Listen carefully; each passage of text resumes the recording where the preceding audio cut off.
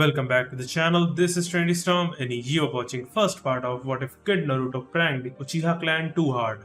If you enjoy this video, please like, share and subscribe to this channel. Now wasting no more time, let's start the story. It's unbelievable that I've already completed my first month at the Shinobi Academy. As he tucked into his second bowl of congrats ramen, Naruto thought joyfully. At last, he was moving closer to his dream. His desire to be recognized as a human being rather than the untouchable outcast he was for the majority of his life. Naruto couldn't help but smile as he looked down at his reflection in the ramen broth. He had finally made progress. It's heartening to see someone taking their studies so seriously, Itachi remarked from behind the kitchen window of the shop. Well, who would have thought someone could get so worked up over 1 month of school? The old man simply laughed out loud at the boy's expense and then gave him another helping of his renowned ramen as Naruto blushed slightly in embarrassment.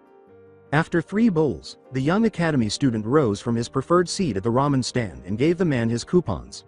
Sometimes they were the only way he could afford to eat, which was a sad fact.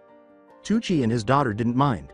In fact, if Naruto hadn't been so insistent about paying, they would have allowed him to eat there without restriction.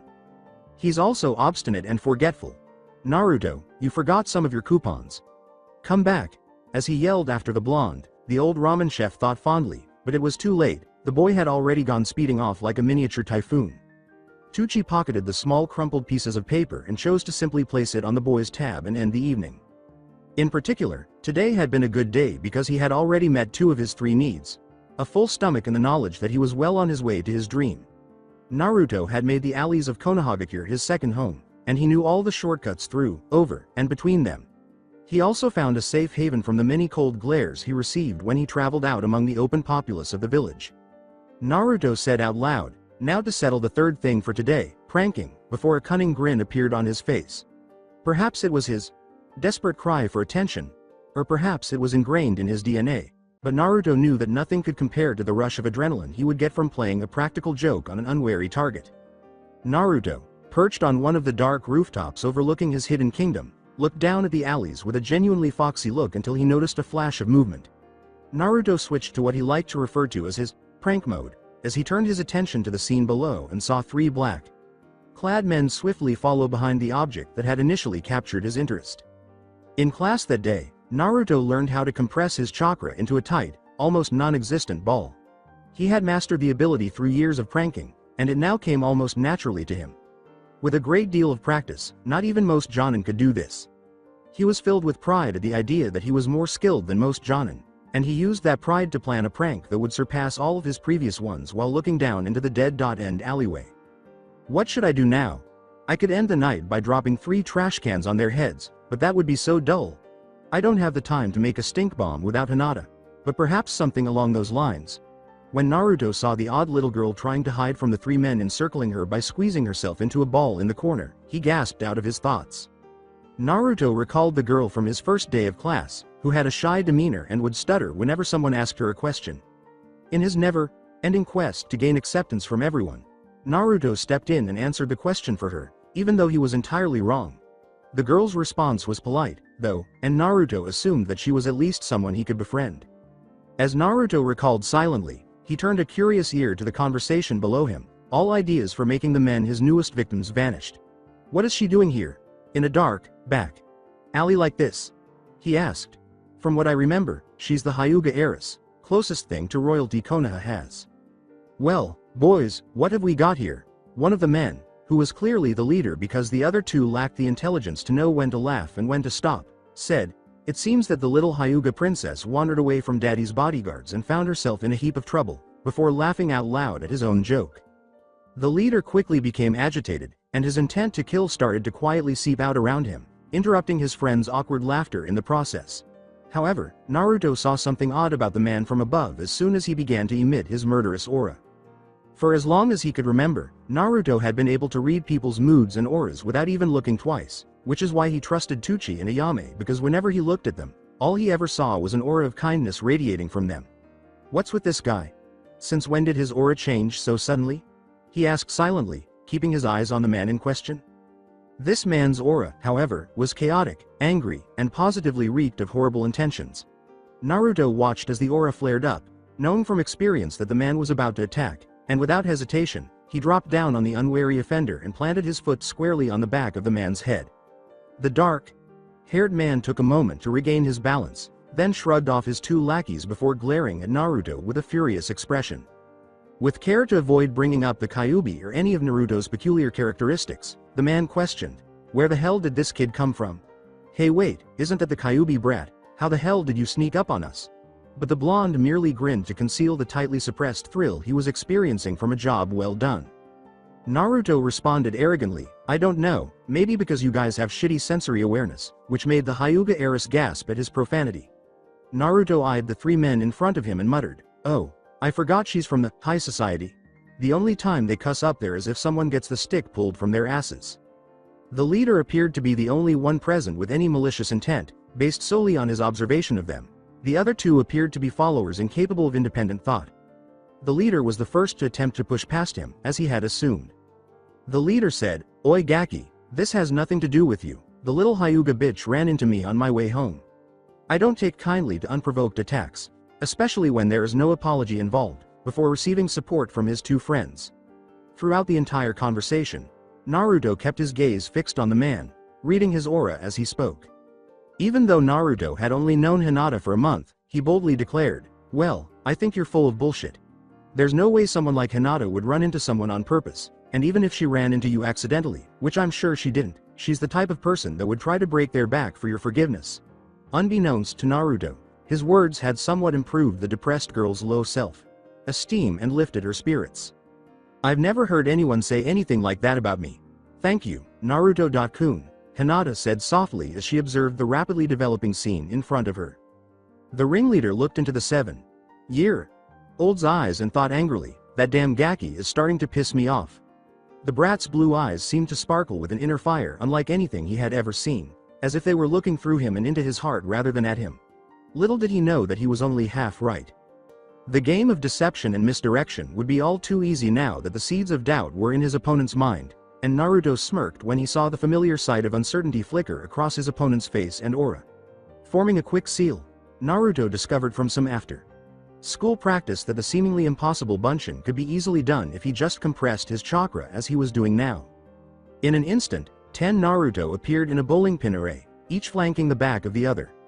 Naruto's smirk grew as he and his 9 other clones charged at the men, taunting them with their casual attitudes and cunning smiles while Hinata watched in silence as the clones danced merrily around the men's blows. "What is wrong with this child? His chakra is so similar to the copies that I can't tell." The leader, growing frustrated, discovered that hitting one of the Narutos was like swatting a fly. A hyperactive, taunting fly that knew how to push all your buttons. In fact, the clones were so distracting that neither he nor his companions noticed the almost silent poofing of a kawarimi. One of the less intelligent teens cried out as he swung at another one of the clones. As she watched the clones continue to dance around the clumsy group of men, Hinata thought to herself, how could he be this strong after only a month at the academy? She allowed herself to gaze on in wonder at the boy's distraction to the point where she lost all thoughts of escaping until she felt a hand clamp down on her shoulder. Her instincts kicked in, and she took a deep breath to scream, but a hand clamped down over her mouth. "Whatever you do, don't scream," a familiar voice murmured softly into her ear from behind the trash can. Hinata glanced over her shoulder to make sure it was Naruto, and when her eyes met his cerulean eyes, she felt a wave of relief. After whispering, "Hey, go ahead and use a bit of chakra to escape onto the rooftops, I'll keep them busy while you get away," Naruto let the girl go and watched her leap safely up onto the rooftops. After the girl disappeared, Naruto turned back to make sure the three stooges were still occupied before deciding what to do next. As Naruto patted himself on the back for a job well done, he thought, well, it seems it's time for me to make my escape. But just as he was planning his grand escape, the chakra supporting the bunshin unraveled, instantly dispelling all of the clones. Naruto turned back to the three young men and saw that the ringleader's aura had changed to one of intense rage. Cracking his knuckles, the dark-haired man said angrily, "That's gonna cost you dearly, Gaki." "Oh really, so I'm going to learn a lesson from you and your two friends?" Naruto taunted. You couldn't even beat a pack of bunshin before their timer went out, in an attempt to divert the teenager in some way so that he could trick or mislead him, but his efforts were in vain because the young man's aura showed not the slightest hint of doubt or uncertainty. Tough words for someone who relies on tricks to fight his battles, the teen shot back, now focusing entirely on Naruto. The blonde had no illusions that he could defeat three teenagers at once, but he might be able to escape if he could divert the leader's attention. "Hey, didn't they trick you?" As he tried the seals for another Kawarimi, Naruto retorted. As Naruto finished his hand seals, the man's foot struck his stomach. "If I can just time this right, I may be able to switch places with one of the trash cans behind them and disappear among a pack of clones," Naruto thought. Thunk! The sound of Naruto poofing into existence was muffled by the loud clank of the leader's foot hitting the trash can, and Bunshin rushed around him as Naruto finished the seals for his 20. "I'm home free now, baby," Naruto thought joyfully, but as he was ready to step out into the open streets of Konoha, the collar pulled him back in. He turned his head up and met two ominous red eyes, thrashing and twisting with all of his strength as he continued to struggle despite a barrage of blows coming from all sides. After what felt like an eternity of agonizing torture, Naruto was finally flung through the air like a cheap rag doll before landing in a pile of garbage in the garage. Bloodied, bruised, and drenched in trash water, Naruto looked up at the three people who had done this to him, his eyes still blazing with that great inner fire. Naruto looked straight at the group leader and made eye contact with the teenager, shocking the man with the intensity in his eyes. The man looked down at the boy with the blazing one Tomo Sharingan and said, "What's with those eyes? Why is it as if he's looking down on me? Judging me?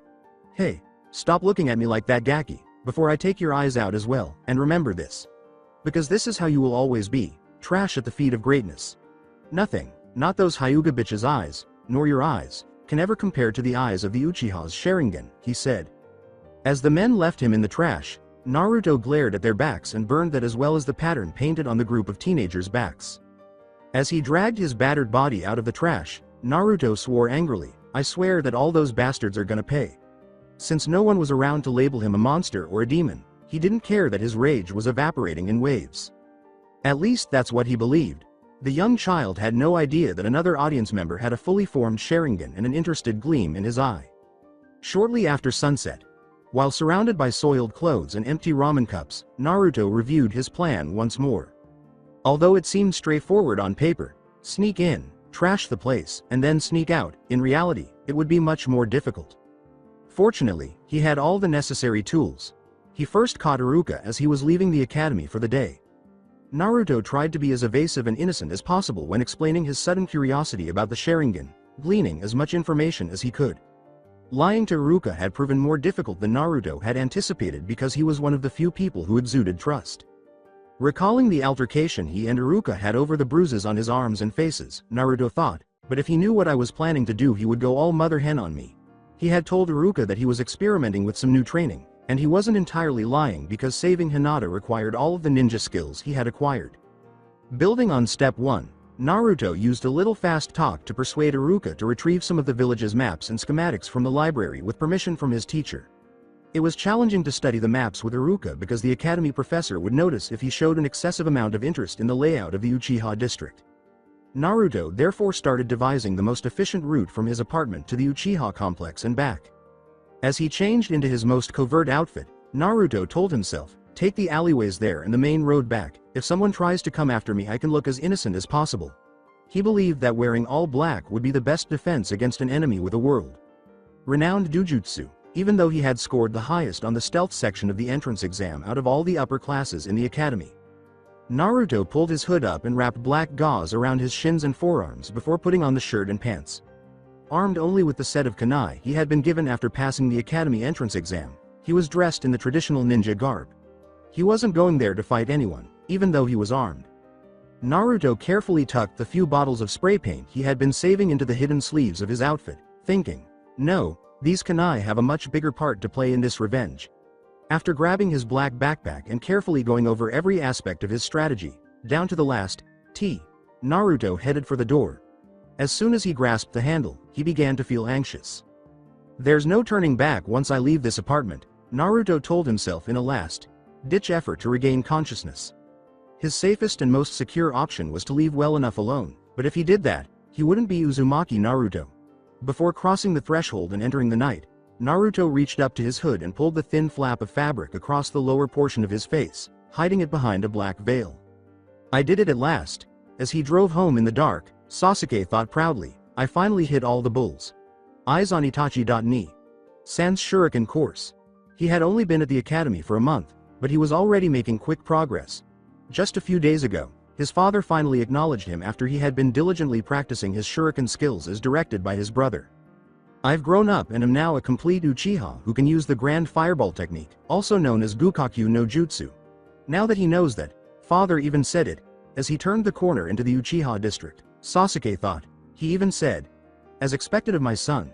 He said the final words very softly. The full moon on the horizon was ample evidence that he was running late, but he was certain that his mother wouldn't mind this time, not after hearing what he had done. Sasuke pulled out his shuriken, figuring that it would only take a second to recover the lost projectiles after they were thrown and that one more volley wouldn't hurt. Sasuke was looking around him for targets that would be worthy of putting his abilities to the test when he noticed that there were 4 telephone poles from each of the 4 cardinal directions. Before hurling 2 shuriken in opposing directions, Sasuke chanted, "Okay, just like Iniki did it." Sasuke was not finished yet, and he launched another volley straight at the first set with unmatched accuracy. The first volley's trajectory was aimed wide, flying right in between 2 poles. The second set of shuriken flew twice as fast as the first, and the metal stars struck the first set at precisely the right moment, changing their course so that they all veered straight into a pole rather than flying between them. That thunk! Naruto! Sasuke cried out loud as his eyes locked with the shadowy, blue-eyed figure, who was lit by the moon's faint radiance behind him. Since he had spent the last week dissecting the technique into a science and then practicing it until it became almost instinctive, he knew that his aim was accurate, and the blonde provided the ideal justification for why his last shuriken missed. I was aware that I couldn't have missed it. Why is Naruto dressed that way, even though I would have known it before I released the shuriken? Before his gaze followed his swiftly vanishing classmate, Sasuke asked. The boy had no idea, though, that another speculator was watching the show. His eyes glinted crimson before he vanished from view. Shit. As he hid in the shadows of one of the buildings, Naruto muttered to himself, "I can't believe someone already saw me, and by a person who recognized me no less." After his heart stopped pounding, Naruto thought, I guess it would happen eventually. All had been well. He had used the alleys as he had intended, keeping him out of sight of the Anbu patrolling the rooftops. But the real test of his stealth would start as soon as he arrived at the Uchiha district's border. The densely populated building was located in the center of the village, and the alleyways that had developed as a result of it were now fenced-in areas with no sense of cover whatsoever. For a street rat like him, it was essentially a no-man's land. Even though he had lost his wager, there was one silver lining. Sasuke might have recognized me, but based on what I understand about the Uchiha clan, they have their own living district rather than sharing a compound like the Hyugas do. Since his father is the clan's leader, Sasuke must reside in the head's house. I'll just need to hit his house last and I might still be able to pull this off, Naruto thought as he reviewed the timing in his mind. This is assuming that Sasuke doesn't feel the need to inform his parents that he has seen me close to the complex. All of the times were symbolic, but he projected that he would complete his retaliation right before dawn if he didn't encounter too many obstacles. Before entering the room of his first victim, Naruto reassured himself that there would be plenty of time for Sasuke-chan to go to sleep and for him to finish. Naruto couldn't help but grin as he opened the drawer of his sleeping victim's black rucksack and began packing the man's clothes inside. As the seals on the bag started to faintly glow, Naruto remarked, "I have to make sure to thank Gigi-san for getting me this bag." The bag, which was specially sealed to be connected to its own summon storage system, was a birthday present from the Hokage. Although its original function was to store all of Naruto's belongings in case he ever had to relocate or, more realistically, leave his house, it was currently playing a slightly more childish role. Naruto laughed as he packed the bag full of the man's clothes, tucked the underwear into a different compartment, and headed to the next house, leaving a trail of clean clothes in his wake. After a few hours, he had a few near misses that night while touring the Uchiha complex, but fortunately for him, he was not only stealthy but also sly as a fox. Naruto whispered before entering the building, "Okay, now for the hardest part yet, the head's house." On that one night alone, he couldn't count the number of times the henge, Bunshin, or Kawarimi had saved his ass. As Naruto recalled the scene of a very tired shinobi entering his bedroom to find his brother and wife in the same futon, he thought, "But I do feel sorry for the guy the first switched with when I ran into the Chunin walking in after duty."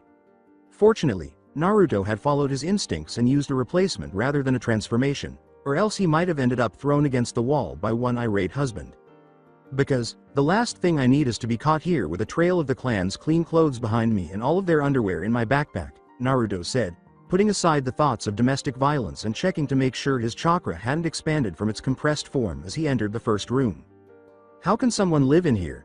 Was Naruto's first thought after noticing the room was empty. It wasn't that the room was dirty, on the contrary, it was so clean that there were very few signs of life. Naruto looked around the room in disbelief, surveying it from right to left. If it weren't for the carefully placed futon in the corner and the neatly arranged cases of kunai and shuriken next to it, Naruto would have thought the room was a guest bedroom or storage room. Naruto quickly put aside the strange vibe he was getting from the room and got to work, heading to the closet where everything was neatly arranged once more, from the shirts hanging on the hangers to the row of drawers on the bottom. Naruto took an armful of shirts and pants from the closet and threw them carelessly on the floor to give the impression that there was some life in the room. Now that his personal lifestyle preferences had subsided, he went to the underwear drawer to get more supplies for his grand scheme. Plucking the orange book out from between two briefs with fan emblazoned on them, Naruto opened the drawer quickly and was startled to see his name as the first thing he saw in the nearly monochromatic bedroom as his eyes landed on a single splash of color. Before putting the vibrantly colored Icha Icha Paradise in one of his secret pockets and leaving the room in disarray, Naruto thought to himself, "I'm definitely going to read this now." A figure emerged from its hiding place along the wall once all traces of the blonde had been removed, and the man cast his disgusted gaze over the unkempt floor, ignoring the scowl that was itching its way across his face and focusing instead on the figure that was emerging in front of him. "Has anyone found the boy yet?" When Itachi realized that his companion was projecting his form from a distance and that the man didn't trust him enough to meet him in person, he felt a little insulted. As its form flickered slightly in Itachi's eyes, the figure asked. But considering the man's past, his faith in humanity had perished when he removed his brother's eyes from their sockets a long time ago, along with his own mortality. "No, Madara.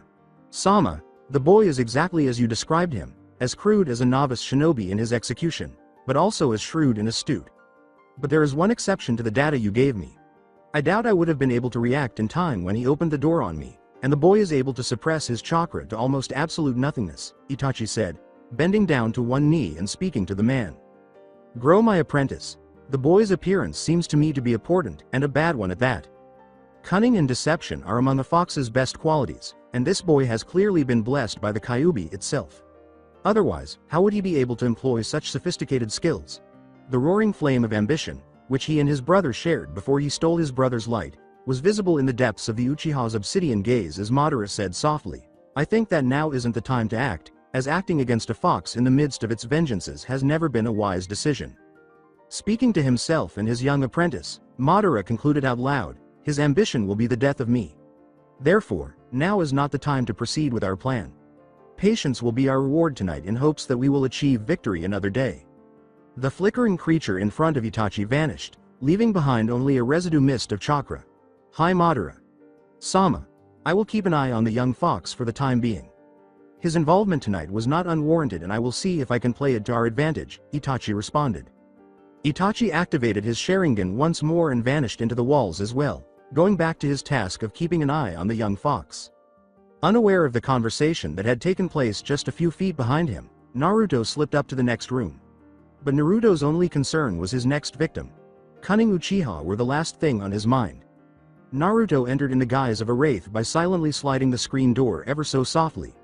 But when Naruto looked down at the futon on his way to the closet to see whose room he was rifling through, he discovered that he was in Sasuke's. As he gazed down at the boy who was sleeping soundly, a sudden wave of anxiety swept over him. "Is this one Passover that I owe him?" As Naruto looked down at the sleeping Uchiha, he thought, "He has never been genuinely spiteful toward me, and it's because he stayed quiet that I even got this far." His natural prankster nature and his morals were at odds once more, and he claimed that Sasuke had unintentionally shielded him from discovery before his scheme had even begun. But his naughtier side did not mince words, and Sasuke would simply have to be a causality of war. Besides, a prank has never hurt anybody, Naruto conceded before snatching the boy's underwear. However, he was about to head to the boy's closet to get more ammo when he was struck with an epiphany. Naruto muttered, barely audible above a whisper, "You better appreciate this, Sasuke, I'm cutting you a break," while reaching into his backpack. Naruto stuffed his break into Sasuke's empty drawers after searching the almost infinite space seal inside his rucksack without even trying to hide the crazily insane smile. "There's your Passover, Sasuke. Enjoy, Passover. What are you doing here, Itachi? Did you wander into my room by accident again?" Sasuke said in a dazed voice after Naruto's jocund whisper was just loud enough to wake the unconscious Uchiha. Kami. Sama. Not believing his voice to convince the young Uchiha that he was indeed his brother, Naruto yelled in his head, "I barely managed to get that henge off in time." With a shaky nod, Naruto thanked Kami that it was dark because otherwise Sasuke would have seen his normally distant brother perspiring like a hog that was about to be killed. As he rolled over and fell back asleep, Sasuke drowsily threatened, "Whatever, hurry up and get out of here, Aniki, or I'll tell mom you were trying to scare me with the eye-stealing Oni bit again."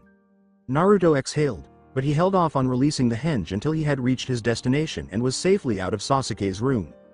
Reciting Iruka's exact words from earlier that day, Naruto pondered, the Uchiha Council Chamber. The room where all the ordinances of the clan are passed down from leader to follower, from elder to newborn. Naruto found it less secure than he had anticipated upon entering. This could be because he was in the center of the Uchiha complex, which is known as the belly of the beast, or because he had knocked out the guard who was supposed to be on duty for sleeping with his brother's wife, though he was obviously unaware of this. Naruto started laying out all the clothes he had gathered during his brief scavenger hunt around the compound after opening his backpack. Observing the almost sweaty scent emanating from every article of clothing, Naruto surmised that the filthy garments must have mingled with the clean ones for hours, leaving them with that eerily repulsive scent. As he laid out the clothing throughout the council chamber, making sure to label every cushion, mat, and table, Naruto concluded out loud, "It smells like shinobi's feet mixed with sweat and grim, absolutely perfect." As he headed outside, Naruto added, "Now for the icing on the cake." He glanced at the time and noticed that he had roughly 20 minutes until the sun rose and the Uchiha began their day. As he hurried to the main courtyard, acting cautiously, Naruto dug into his backpack for the side compartment that held their underwear, and as he found it, he dumped the underwear out in an unceremoniously manner, leaving a foul odor in the air. As before, the foul smell was the result of the combination of the thinnest piece of clothing worn on the body and the sweatiest part of the human body. But this time it was the strongest, so strong that only a description like sweaty balls left out on a hot summer day, or an 11 on a scale of 1 to 10, could try to describe the rancid odor. Before removing a stack of explosive notes with the kanji for dud slapped over the seals in bold red ink, Naruto asked Riley, "Dear Kami, what have I unleashed?" The notes had been sticking to his clothes after the bastard Uchihas threw him in the trash, and Naruto thought it only fitting that they be returned to their rightful owners. Naruto assumed that the Uchiha would have to settle for picking their clothes in a cloud of rancid smelling smoke rather than blowing the pile of fetid clothes to the sky because, as their labeling indicated, the explosive tags were defective and, once ignited, what should have resulted in an explosion was only a weak sparking, hardly big enough to match that of the weakest Kaiden jutsu. Naruto turned and walked away, leaving slowly burning piles of explosive duds on the big pile of clothing. His noble quest for justice finished, and he had enough time to get to class on time. The fact that Fugaku was dreaming was a rare luxury for the elderly and battle-weary Uchiha head. Perhaps it was because, after a while, the images of battles and bodies would all fade into black as the mind tried to suppress his guilt manifested in gruesome images of his past, or perhaps it was simply because he had accomplished everything he wanted and there was hardly anything that held his fancy long enough to become a dream. Regardless, it was still true that one of the most powerful men in the Uchiha loved to dream, and now a foul smell was interrupting one. Fugaku opened his eyes slowly and grunted as the first rays of sunlight fell on his eyes. He squinted and looked around the room, trying to find the source of the offensive odor. As Fugaku's eyes fell on the flickering light behind the door panel that separated his room from the main courtyard, he thought, "Cherry blossoms, no that's Makoto. Fresh pine, no that's the new flooring, and sweaty shinobi. Kami not again." The man hurried out of bed and headed to the door, his wife startled behind him, and the sounds of coughing, arguing, and general chaos filtered into his room through the anti-sound seals placed on the door panels. The thick layer of dark smoke hit the Uchiha head's lungs with such force that he almost choked as he reluctantly slid the door open. It was the smell that had been ingrained in his memory from one of the Yondaime Hokage's more infamous antics. As he activated his Sharingan and scanned the smoke-filled pit that had once been his atrium, Fugaku asked angrily, "Who the hell? Why did someone burn Malodorous clothing in the main courtyard?" With no odd chakra signatures visible through the smoke, Fugaku began to consider the possibility that this was not an accident but rather a well-planned attack on his clan. From there, a plethora of ideas began to flood the head's mind, ranging from, "Is this a declaration of war?" to, "Who could have possibly been brave enough to attack the Uchiha?" Thinking of that, Fugaku went back to his room and got out his formal robes. He was going to the Hokage's office with his family. In the interim, Iruka looked at the rows of students in front of him and saw not one, not two, but three anomalies occurring simultaneously. Iruka blinked once to confirm that he wasn't dreaming, and then he sighed when he saw that he did, in fact, have a seemingly quiet and peaceful Uzumaki Naruto, reading a small orange book that he took out after finishing his quiz. Iruka sighed softly and yelled, "This can't be happening." A docile Uzumaki Naruto is like the Kyuubi becoming Fire Country's nation mascot. In addition to Naruto's odd behavior, Sasuke and Hinata were out at the same time. There wasn't much of a connection, but as it was, both clans strongly supported the ninja lifestyle for their members, and they would immediately notify the academy if one of their own were going to miss a day. The Chunin's mind started to work because Iruka wasn't a simpleton. As the boy's face changed from tan to red and back again, Iruka asked again, "This is too strange. Something must be up, but what?" Iruka ignored the chromatic changes in his favorite student's pigment as he attempted to piece together what might be happening, hoping that Naruto's actions weren't connected to this anomaly in some way. A voice from the doorway said, "Iruka-san, I am here to retrieve one Uzumaki Naruto," and when Iruka turned, all he saw was a porcelain mask. Upon realizing that it was an Anbu mask, all memories of Naruto's innocence vanished, and he came to the realization that whatever Naruto did was far more serious than he could have ever imagined. Observing the man's change in expression from behind his mask, the Anbu agent offered the academy teacher his condolences in an attempt to ease the man's anxiety. "Don't worry, Iruka-san. Uzumaki-san won't be hurt. But he has to accompany me to the Hokage's office so I can ask him some questions about where he was last night." All eyes were on Naruto as the masked man approached him. He was a member of the Hokage's personal army, a shinobi elite, a master of his trade, and hand-picked for his skill in the shinobi arts. But even for someone as good as him, it was impossible to predict Konoha's most unpredictable ninja in training. As the Anbu's hand reached for Naruto's shoulder, the blonde boy popped, emitting a bright flash of light. As he turned to his other senses and looked for the blonde boy, the man thought frantically, when did he manage to complete a bunshin? The chaos of the panicked students rendered the use of his sense of smell and sound useless, and in a desperate attempt, the Anbu concentrated his chakra awareness to the fullest extent possible, only to discover that the boy was still untraceable. As his confusion from the spontaneous flashbang subsided, the Anbu added, "Nothing," the boy completely vanished. Acknowledging that he had misjudged the child, the Anbu immediately went into mission mode, where he started to critically assess the situation and come up with a rapid and effective solution. The man went into autopilot and began scanning the class from behind his porcelain mask, saying, "The target is capable of a heightened level control over the Bunshin Jutsu, and capable of easily creating distractions from the said jutsu." Naruto had vanished, and he had little place to start looking from because there had been no change in his surroundings other than a few desks that had been knocked over in a panic. Anbu listed off as he gradually started quarantining the room, dividing it into logical zones despite the chaos, saying, "Well, all the windows and door haven't been opened or closed, so it's safe to say he's still in this room." This would have taken a normal shinobi several minutes, giving his enemy plenty of time to escape, but he completed it in seconds, and with a startling flash of killing intent, the entire room went silent. Long after he smothered his monstrous aura, the students stood frozen in terror, staring wide-eyed at the man as if he had snuffed out their energy, leaving them as terrified as deer before a Kaiden jutsu. Despite his brief demonstration, Naruto had not yet emerged. Not wanting to be the one to explain to the Hokage why a child killed themselves to free themselves from his killing intent, the Anbu remarked, "The boy is good, to say the least.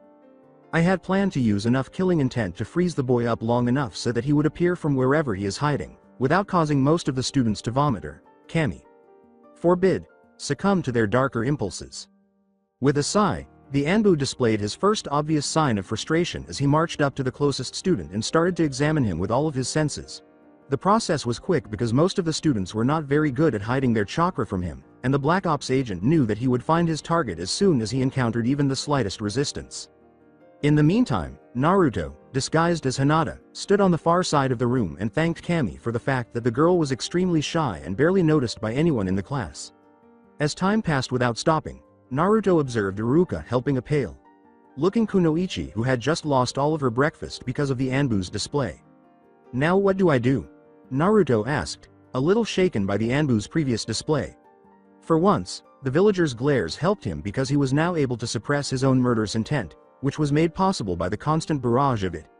Now that this ninja version of cat and mouse was heating up, Naruto started to plan his escape from the top of his head, immediately realizing that he wouldn't be able to escape undetected in his current position. That, even if I were 2 classrooms down, I doubt I will be able to escape from here undetected. This masked guy is just too good, but if I were able to get to the window, Naruto thought, his innate cunning filling in the gaps between getting from point A to point B. With his hands clasped together, Naruto subtly acted out the defensive and bashful mechanism Hinata used when she was anxious, releasing just enough chakra to warn the Anbu that if he wanted to make it to the window and out of the classroom, he would need to time his jutsu perfectly and in perfect succession. Smirking almost poetically, Naruto brought his hands together for his most practiced seal, activating his Kawarimi just as the Anbu's descending hand touched Hinata, dropping his henge and switching places with a chair from the other side of the room. The masked shinobi following the trail of chakra left over by the jutsu to Naruto's current position in front of the window, with the rising sun to his back. The show is about to begin, Sexy Jutsu, or Oroku no Jutsu. The Anbu agent couldn't help but stare at the long legs, slim waist, and large bust that were now provocatively placed in front of him instead of Uzumaki Naruto. Feeling his defenses crumble and his strict moral code fall victim of its instinctual obligation to ogle the ravishing young lady, the young blonde called as his disguised form changed into the one he was reading. When the blonde bombshell gave him a wink and a kiss, putting the shinobi elite out like a light before fleeing through the window.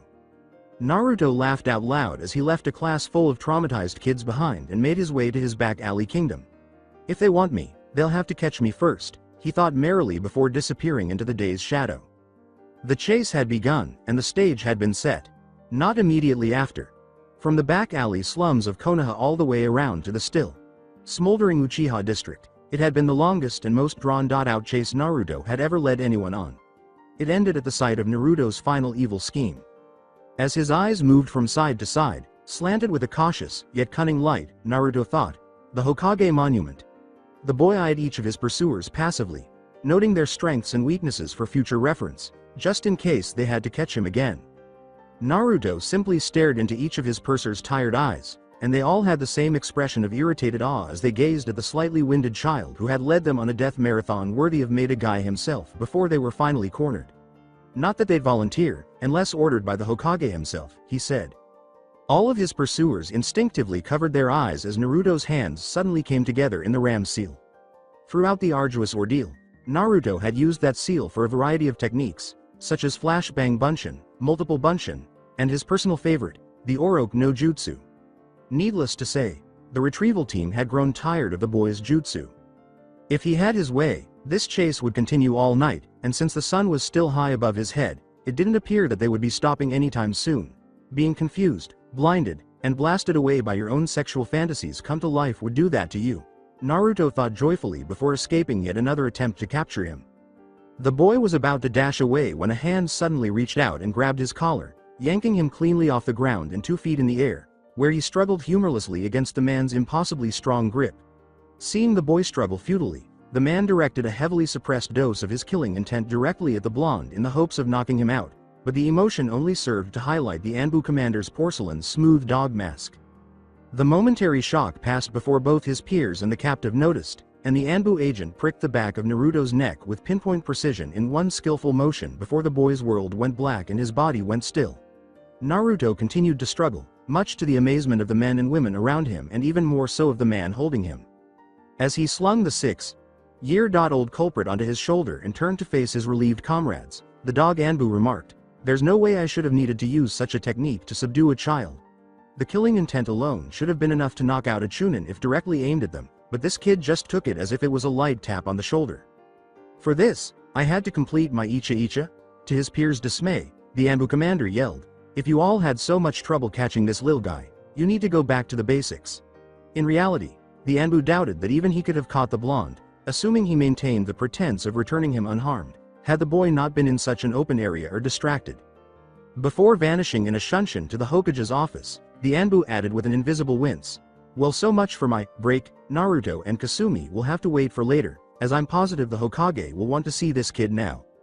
Hopefully the Hokage was in a good mood, or else Naruto might be in for more than the typical ass-chewing and community service. The office of the Hokage was not in a good mood. In fact, one could venture to say he was in a bad mood, but that would be an understatement.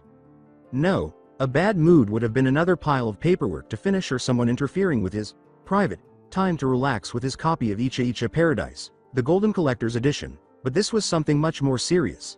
Someone had broken into the Uchiha complex, vandalized the property, and humiliated nearly every resident of the estate in the course of a single night, and he had a hunch he already knew who the culprit was. The Hokage thought bitterly as he met Uchiha Fugaku's angry gaze for the umpteenth time in 10 minutes. Kami Naruto, why did you have to pick the Uchiha of all clans?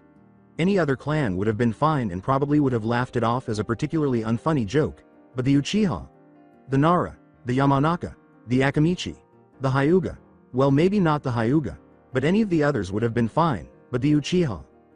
Tension was evident, and the Hokage was certain that if he had been anyone other than Sarutobi Sasuke, the legendary professor and hero of the Second Shinobi War, he might have suffered an ugly death at the hands of the enraged Sharingan Lord, but that did nothing to calm the hostile atmosphere. Fugaku was furious, not only because his home and house had been broken into and defiled, but also because the Hokage had made it clear that the criminal would not be physically harmed. The old man is too soft. The boy may be the prison for that thing, but there is no reason that he should get off with an insignificant punishment unlike the rest of us, especially for an action as inexcusable as this one. The clan lord thought, alarmed that the blonde menace would once again escape with a minor injury. He would ensure that he received his just punishment, and even if it meant purposefully defying the Hokage himself, the blonde boy would understand what it meant to cross the Uchiha. Poof! Fugaku's thoughts were interrupted by the almost silent sound of someone leaving a shunshin. Examining the charka signature that was quietly permeating the air with the Anbu commander's arrival, the clan lord knew without the use of his Sharingan that this man's reserves were truly enormous, but even with the man's impressive chakra supply, he could even say it was close to a cage level. Fugaku discovered that it was nothing compared to the amount of charka that the young blonde being held up by his collar possessed. Fugaku simply watched the boy with thinly veiled surprise. A moment ago, he had nearly as much chakra as the Hokage, in his prime, and now he was registering as nothing more than a newborn baby. Naruto saw the Uchiha's scrutiny and quickly recovered his composure. The amazing supply of chakra pressure quickly left the room, leaving an empty vacuum in its wake. No, that isn't right either. Even newborns have a chakra signature of some kind, but this boy has none. How is that possible? Even full-fledged Jonin can't completely seal off their chakra signature, and those that can, either have the bare minimum amount to be Jonin, or they are chakra manipulation experts. This boy is neither, and yet he mastered such an advanced level of chakra manipulation that seems to be all but innate to him. Fugaku concluded from a few moments of problem solving. Despite years of being referred to as a shinobi genius and his nearly legendary prowess on the battlefield, he was unable to understand why this child was able to perform a technique that no one his age, or even a decade older than him, could, or should be able to perform. When he remembered why he had come in the first place and the righteous rage that went along with it, the man's data crunching brought him back to the topic at hand. This child had somehow broken into his house and destroyed it. While rebuilding would only require paying the right people to replace or rebuild everything correctly, the financial figures required to support the projects would be far from it. Since the majority of the clan's clothing was custom, made from special ceremonies and was designed to be some of the best equipment the great village of Konoha had to offer, it was not a pretty sight. The damage from the fire alone would cost hundreds of thousands of ryu from the clan's treasury to repair the ancient wooden fixtures and architecture. Given the village's current level of prosperity, the boy could likely work the highest class missions for the rest of his life and never be able to pay off the debt. Aside from the financial issues, there was also the issue of security. This child had broken into his home, the renowned Uchiha complex, which is home to the Sharingan and the proverbial belly of the beast to all of the clans and Konoha's enemies. And he had done it undetected. This is a ridiculous feat that even the most seasoned S-rank Nukenin, regardless of how inebriated they were, would not attempt, but if word spread that a child with only 1 month of formal training under his belt, the repercussions would be far more severe than a bruised ego or a damaged wallet for the Uchiha. Fugaku quickly activated his Sharingan and turned the renowned scarlet orbs onto the young man in an attempt to get him to reveal how he accomplished the impossible. However, as he was ready to enter the boy's mind and impose the first suggestive compulsive, he was struck by 3 terrifying thoughts. The first was the third Hokage's murderous intent. After years of fighting, Fugaku had become a tactical genius who could defeat some of the most formidable foes the shinobi world had to offer without even blinking. But facing down a cage he had known his entire life to be the strongest man in the village, with the exception of the fourth, was just too much to bear. Then there was the Anbu commander's formidable murderous intent, coupled with the intense glare from his partially hidden Sharingan eye. Fugaku could only gaze into Naruto's unblinking eyes, the blonde's Charka signature concealed from the world and his mind entirely obscured by an unreadable mask. To be honest, the incapacity to read the child's mind shook him just as much, if not more, than the combined killing intent of the Hokage and Anbu commander. Who is this boy? Fugaku asked himself rhetorically, knowing that even though the boy had imprisoned Konoha's greatest monster, that didn't explain many of the cryptic traits the boy possessed. Fugaku said politely, "My apologies, Hokage." Sama, and Budatsan, trying to restore some measure of order to the meeting and himself. He needed to regain some control over the situation.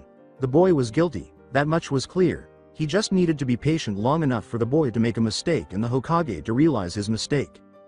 Before the oaken double doors of the Hokage's office opened, revealing the two Anbu guards positioned in front of the office and the person responsible for the disruption, Fugaku started happily in his mind. Now it's only a matter of time, nothing can go wrong. Now, why would you choose to show up, Hyuga, at this particular time? The Uchiha head snapped at his rival and former teammate. Despite his deductive reasoning and calculator skills, Fugaku was unable to understand why his arch-rival was now standing in front of the Hokage, standing in contrast to him. But unlike you, I chose to notify the Honorable Hokage Sama that I would be stopping by to discuss the next course of action. I just arrived at the time I set up with the Hokage himself, the Hyuga head said, glaring at his arch-rival with his piercing pale eyes. A problem arose last night, well before you decided to barge into the Hokage's office unannounced. Similar to the Uchiha's Sharingan, the Byakugan was both a curse for those who did not have the privilege of ruling it and a symbol of greatness for those who did. One of the elite few who controlled the Byakugan was Hyuga Heishi, and with that authority came two duties. His primary responsibility was to find and eliminate anything that could endanger the clan while simultaneously looking for ways to increase its power. In a sense, this was the only, true, law of the Hyuga, but Heishi was deeply committed to a second truth. His younger brother passed away, leaving him with a law that haunted him as though he had killed him himself. However, his second, self-imposed truth emerged from that guilt. Heishi firmly said, "Defend my precious people even if it costs me my life." He conveyed this message to the man with the black hair next to him. Instead of being intimidated or frightened by the appearance, the Uchiha became much more solemn than before. Something told him that we were going to learn more about the situation, even though he was unaware of it. Fugaku gave the Hokage a stern look and said, "I'm guessing that either we are involved somehow, or the Hyuga have a message that they need the whole village to hear, otherwise it would be well within my rights to ask them to leave." Knowing that this situation would become even more complicated the moment he spoke, the old man sighed and gave up his intention to kill. The elderly shinobi's face grew serious as he silently gestured for the two Anbu at the door to leave. It goes without saying that the Uchiha and Hyuga were in for a long day as the two oaken doors quickly closed, confining them to a room to resolve their differences. Now that the doors were closed and the Hokage had given his approval, Heishi started to explain why he and the Uchiha were here at the same time. Yesterday, at approximately an hour before dusk, one of our branch family members was assaulted while making their way back to the Hyuga complex. I have significant reason to believe that the assailants were of your household, Heishi said shortly afterwards, after his brother and wife passed away and he was left to manage the clan alone. The Hyuga head had long since developed the characteristic of speaking bluntly and without holding back. After dealing with the man for a number of years, Fugaku had never been more enraged at his Hyuga counterpart than he was at that moment. "This is inconceivable, totally preposterous. How dare you accuse one of my own without evidence, in front of the Hokage himself no less. Hyuga, you have said some abhorring things to me, but this one has to be the lowest. You would dare excuse my clan with such slanderous accusations, just to get ahead of my clan in the eyes of the Hokage. Hyuga, that is beyond forgivable." The Uchiha head sighed and turned to look at pale man in front of him. Heishi would have been afraid of the dark-haired lord's eyes if he hadn't been a Hyuga and a clan lord himself. But after years of staring down tyrants, Nukanen, and worst of all, power-hungry bureaucrats, he had developed such a strong sense of self that he would only be frightened by Hokage conniption. The Uchiha's words were thrown back in Hieshi's face, literally dousing the Uchiha's righteous fire with a few chilling words. "Are you quite finished, or will you go on longer making a fool of yourself? What with you spouting slanderous accusations, and other foolish anger-driven words, I was beginning to think that I would never get to finish the rest of my case," Heishi said coolly. Heishi silently awaited the enraged man's compliance before proceeding, watching the symbolic flames fade into enraged embers. "As I was saying, I have reason to believe the assailants were of the Uchiha, because the one assaulted was my daughter," Heishi said with tension. The man's tone alone caused the room's temperature to drop a few degrees. His anger and tendency to take things personally were evident from the bulging veins around his eyes. He said, "Hinata would not lie to me, not after what she's been through," with sincere expressions of regret. After his wife passed away, he distanced himself from his oldest child and dedicated himself to becoming the ideal Hyuga head, hoping that his daughter would become resilient and never experience the same kind of suffering that he did when he lost his Hitomi. That strategy didn't work out, and instead of strengthening the girl, it made her more withdrawn to the point where he had to use fear and uncertainty to get her to come out. "I will not make a third great failure. That was my second." As the Uchiha in front of him felt the weight of his words, Heishi made a promise to himself. "I know the wound is still fresh, but I wouldn't put it past the Cloud bastards to try again," Fugaku stated bluntly, avoiding a direct confrontation with the pale man. "Well, I can't argue with your source, but isn't it possible that someone tried to kidnap your daughter again?" His years of war and life, or death conflicts ensured that he wasn't afraid, but over the course of their lengthy rivalry, he came to understand the Hyuga head and even tentatively became friends with him, provided that their interests didn't conflict. He could easily list the 3 things that the proud man sincerely regretted during those long years. His brother's death, his wife's death despite his best efforts to keep her, and his daughter's isolation were the first 3. The first 2 had already happened, but this final regret was still something the man could correct, and Fugaku was aware that Heishi would pass away before he allowed his daughter to suffer any more harm.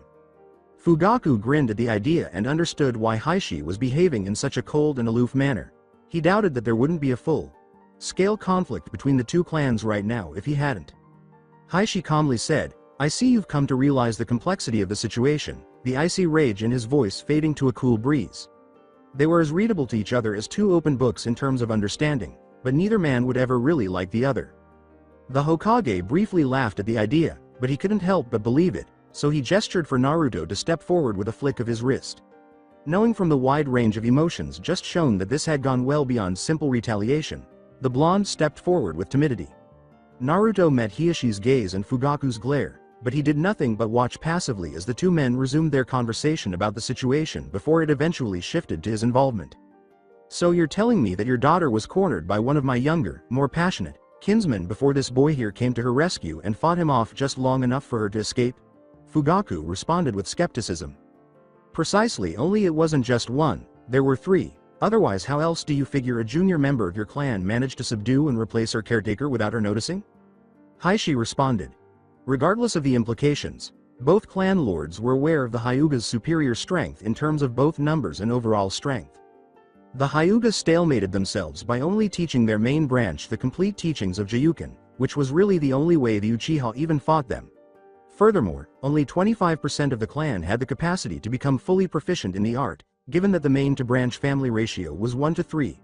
Since an experienced Sharingan wielder's only rivals were either a full-fledged Jonin or an experienced main house member, that gave the Uchiha just enough room to thrive. Fugaku implied subtly that he partially accepted the idea when he said, "So the story goes 3 on 1. I'll believe that given your preparations to ensure nothing like the botched peace signing ever happens again, that it would take more than 1 junior member of my clan to defeat your daughter's bodyguard as well as the element of surprise. But how could this boy do what your guard could not?" But his more sensible side demanded evidence. Heishi clarified, knowing that Fugaku could fill in the details. "I never said the boy won, but from my daughter's account, he did stall them all the way up until the point where the ringleader of this soon-to-be punished group activated his Sharingan, and apprehended the boy in the midst of his escape," Heishi said. Fugaku was certain that Naruto had taken on more than he could handle when he was apprehended, considering his history of pulling practical jokes and his current status with the younger generation. The Uchiha head looked into the young boy's eyes once more, knowing that a humiliating loss like that one would be unforgivable in the young blonde's mind.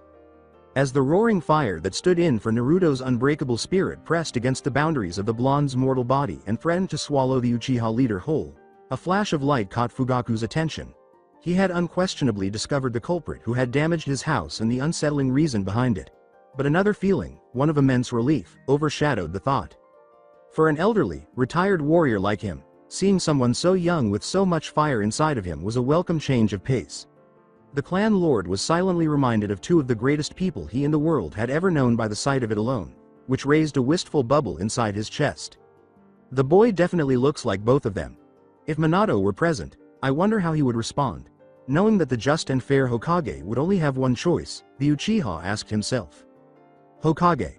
Sama, now that I fully understanding the situation, all my personal charges will be dropped. However, I doubt my clan will feel the same, Fugaku said with a smile. He was fighting against himself on the inside, but neither his aura nor his face betrayed him. They taught him that his clan would seek retribution, and he was aware that they would support those they liked and completely destroy those who disapproved of them. That fact could not be avoided. It was as unchangeable as the Hokage's monument itself. To remedy the situation, I propose a compromise. However, I feel neither I nor Heishi can completely oversee its drafting, as it will hold no standing within our opposing clans. Therefore, the decision must fall to the highest authority in Konoha's shinobi forces, Fugaku said before turning to his commander. His words had been accurate. Like the Hokage before him, he had the utmost respect and allegiance from his army, and those who disobeyed him were met with his full, enraged wrath. I see, Hokage said simply as he inhaled deeply, allowing the rich, imported tobacco from Kusa's pipe to fill his aging lungs. His only option, like that of any real leader, was to issue an ultimatum that could exclude one or both of the disputing parties and cause a further rift between them. Before making a choice, the Hokage reflected, I need to be fair to both parties while at the same time consider the circumstances that pushed the boy to act. In the wake of the foul air, the Hokage summoned his grizzled voice and exhaled a plume of smoke, drawing the attention of both clan lords to himself once more. Taking into consideration all of the events that occurred, I feel that we are indebted to Naruto for not only stopping what could be the largest civil dispute since Madara's uprising, but also showing us how complacent we have become. To be able to sneak into the Uchiha complex and vandalize that place shouldn't be an easy task, especially one that an academy student can complete, the Hokage said before turning his attention at the audience. While Naruto sat on the side of the room, gloating over his verbal achievement, both clan lords were paying close attention. However, the Hokage went on, Naruto's actions were unsanctioned and treasonous at its worst and cannot go unpunished. Therefore, when tallied against the benefits of this incident, I can only see one fair and just verdict. The Hyuga will choose the boy's punishment and method in which he can pay back all the damages he caused to the Uchiha. The guidelines should be reasonable enough so that the boy gets the best protection as he serves off his time, as well as fairly compensate the Uchiha for their loss, the Hokage concluded. As a result, the atmosphere swiftly shifted, with the two stoic lords suddenly becoming animated once more and working out the specifics of Naruto's employment contract, while the now silent boy watched in complete awe. His smug grin had vanished entirely, and it took a few moments for his brain to clear out and determine why, of all times, he was being punished. He had made the correct decision. It was the right thing to say, even though the Hokage had said it for the wrong reasons. Naruto looked to the elderly man for a response, but all he saw was the man's amused expression, and he knew there was no way out of this. As he vigorously swept up the foul ashes of his most recent prank, Naruto told himself, damn Fugaku. Damn Heishi. Damn Hokage. Damn waking up at 4 to work off my debt. Damn. Even though he was in this mess because he had taken the time to save Hinata, Naruto couldn't bring himself to be angry at her, which was an understatement. As a result, he unintentionally started a prank campaign to make up for the humiliation he had endured at the hands of the Uchiha. As he continued to clean the smoldering pit that had once been the Uchiha family's cherished atrium, Naruto reflected melancholy. Sometimes life is so unfair. As they passed the location on their morning rounds, Naruto saw firsthand the expressions of complete rage on each Uchiha's face, so he assumed there was a bright side to this circumstance. The fact that none of them could touch him or face the combined wrath of the Hokage, the Hyuga, and the Uchiha heads made things even more sweet. Naruto headed for the workers' quarters, where he was supposed to find his next task, while brandishing the remaining ashes into the complex's dumpster. In the few hours he had been working inside the walls of the fabled Copy Nin clan, he had discovered a surprising amount. For starters, he had not nearly damaged the clan's laundry, or, more accurately, the laundry of the entire clan, as he believed he had. According to what he discovered, the great majority of the clan had not activated their Sharingan and were either compelled to adapt and become normal ninja, so to speak, or find other, safer occupations. He only desecrated the shinobi portion of the clan's equipment. The profitable Uchiha family business emerged from the majority's decision to go with the latter. In order to make and organize business for Konoha and make a small profit on the side, the clan's substantial amount of cloth was traded and used in the shinobi and political worlds. To eliminate the possibility of spies and assassins infiltrating the clan, A smaller division of the company was set up to hire family members to work within the clan in order to finish all of the daily tasks without squandering money on numerous servants. Naruto's only comment regarding that final bit of information was, "Too little, too late." In any case, these Uchiha were the more thoughtful, shrewd, and relaxed Uchiha, as opposed to their more battle-oriented, arrogant, and stiff brethren. It goes without saying that there was some conflict between the two groups, and the fact that one half was required to do the laundry for the other half didn't help either. As he welcomed his new co-workers, who had generally been quite nice to him, Naruto added scornfully, "And somehow, I managed to find myself messing with the Uchiha's laundry yet again. Most likely as a result of the harm Naruto had caused to the clan's warrior caste, and the fact that most of them were only a few years older and seeking friendships outside the complex helped." Curious, Naruto folded another pair of pink boxers with polka dots and asked, "So, is this all you do every day?" Naruto was blissfully ignorant, so he gave the folded drawers to one of his new co-workers, who put them in Fugaku's basket without thinking twice. If he had known they belonged to the clan head, he would have put some in his storage backpack for future blackmail. With a casual reply, the boy carried on with the salvageable amount of laundry. "Nah, we usually play strip poker and other stuff once we're done, but with all this mess, I doubt we'll have a free moment to play for a long time," he said. Naruto was genuinely embarrassed by what he had done for the first time. After dismissing the entire clan as jerks, he now realized that only a tiny percentage actually were, and as a result, the majority of the clan suffered. The older Uchiha tried to calm the hyperactive child by interpreting the young blonde's thoughts from his highly expressive features. "Don't worry about it too much, we would have to go out and buy the latest clothing trends and gear for them within a month, and you saved us the trouble of having to get rid of all the leftovers. Granted, you may have taken a few shirts out of the Leaf's Goodwill collection box, but in the end, it saved us all the pain of having to listen to someone's bitching as we got rid of their clothes," the older Uchiha joked as his fellow brothers agreed with him. Naruto immediately felt better and went back to work, but then he heard another casual remark that made him stop and think. Another Uchiha added, "Besides, it's not like we're in the Hyuga branch family or anything. They have it bad," as they organized the remaining laundry and got ready to deliver it to all areas of the complex. Naruto's bewildered gaze fell on the first Uchiha, who had attempted to cheer him up as he looked around at the faces of agreement. What did he? He also assisted Naruto with his basket. "Politics, kid, politics, something I doubt you're really interested in at your age. Anyways, I never got your name," the boy said. The blonde followed behind the dark-haired boy, ignoring some of the more irate looks he was receiving from some of his victims. "Naruto. Uzumaki Naruto, and remember it, because it's the name of your future Hokage," he continued. The dark-haired boy called back, "Itachi, Uchiha Itachi," as he turned the corner and gestured for Naruto to follow him. It was simply too unbelievable for Sasuke to believe. He was running late, but so was his brother. His brother, the renowned Uchiha Itachi, who was Chunin at 10, Jonin a few months later, and finally reached Anbu at the impressive age of 13, continued to have ties to the Uchiha's lower house and the person responsible for the clothing scandal. Sasuke knew in his heart that most of the skepticism stemmed from the fact that Naruto had successfully won both his father's and his brother's undivided attention in a single day. Sasuke's desire for both of their recognition was less intense than that fact alone.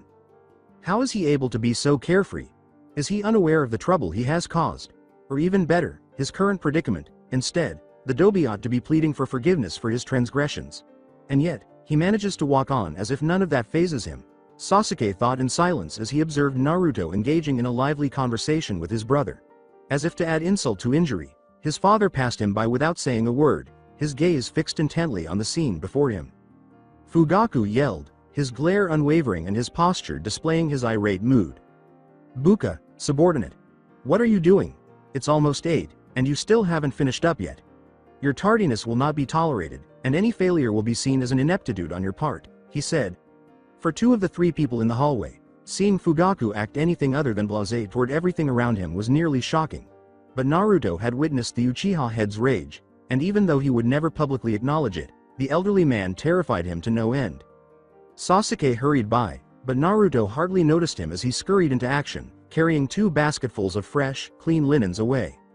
Similarly, Sasuke barely gave the blonde a sidelong glance as he hurried past, focusing entirely on the tense scene in front of him.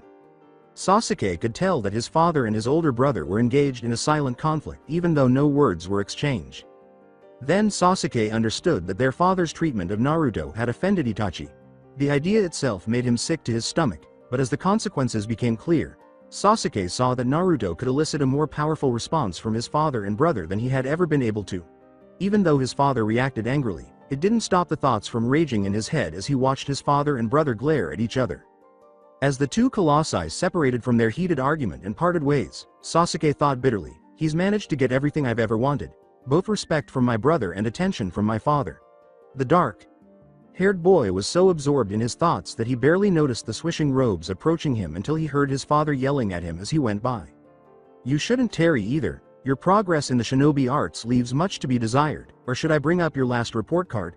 Now quickly run along, before you are tardy to class and have wasted more of our time," Fugaku said dismissively, having completely filled himself with apathy for everything around him and having drained the passion from his voice. Sasuke ripped his eyes from his father's back, feeling cold and forgotten, and went to his room to gather his school supplies one last time before class. Every student in the academy was whispering to one another about what had happened during the clothing massacre. One year after the other was filled with exaggerated recountings of what had happened that night, each one becoming more ridiculous and obscene. The more mature students and the sensei were reeling from the consequences of the blonde prankster's actions, while the younger, more impressionable students concentrated on the cooler parts of Naruto's feats and thought they were a great indicator of what was to come from their training. Now what? I'm willing to wager that this year's graduating class will take significant precautions to make sure that it doesn't happen again and/or that we are prepared for them in the future, if Naruto has taught anyone anything. If an academy student, the dead last at that, can enter one of the village's strongest fortresses covertly and go undetected, how safe is our village? Are we truly immune to Kyuubi's fury? What's stopping the child from exacting revenge on all of us for locking him up now that he has shown himself to be just as dangerous as the fox? If not more so, and that he has subtlety on his side.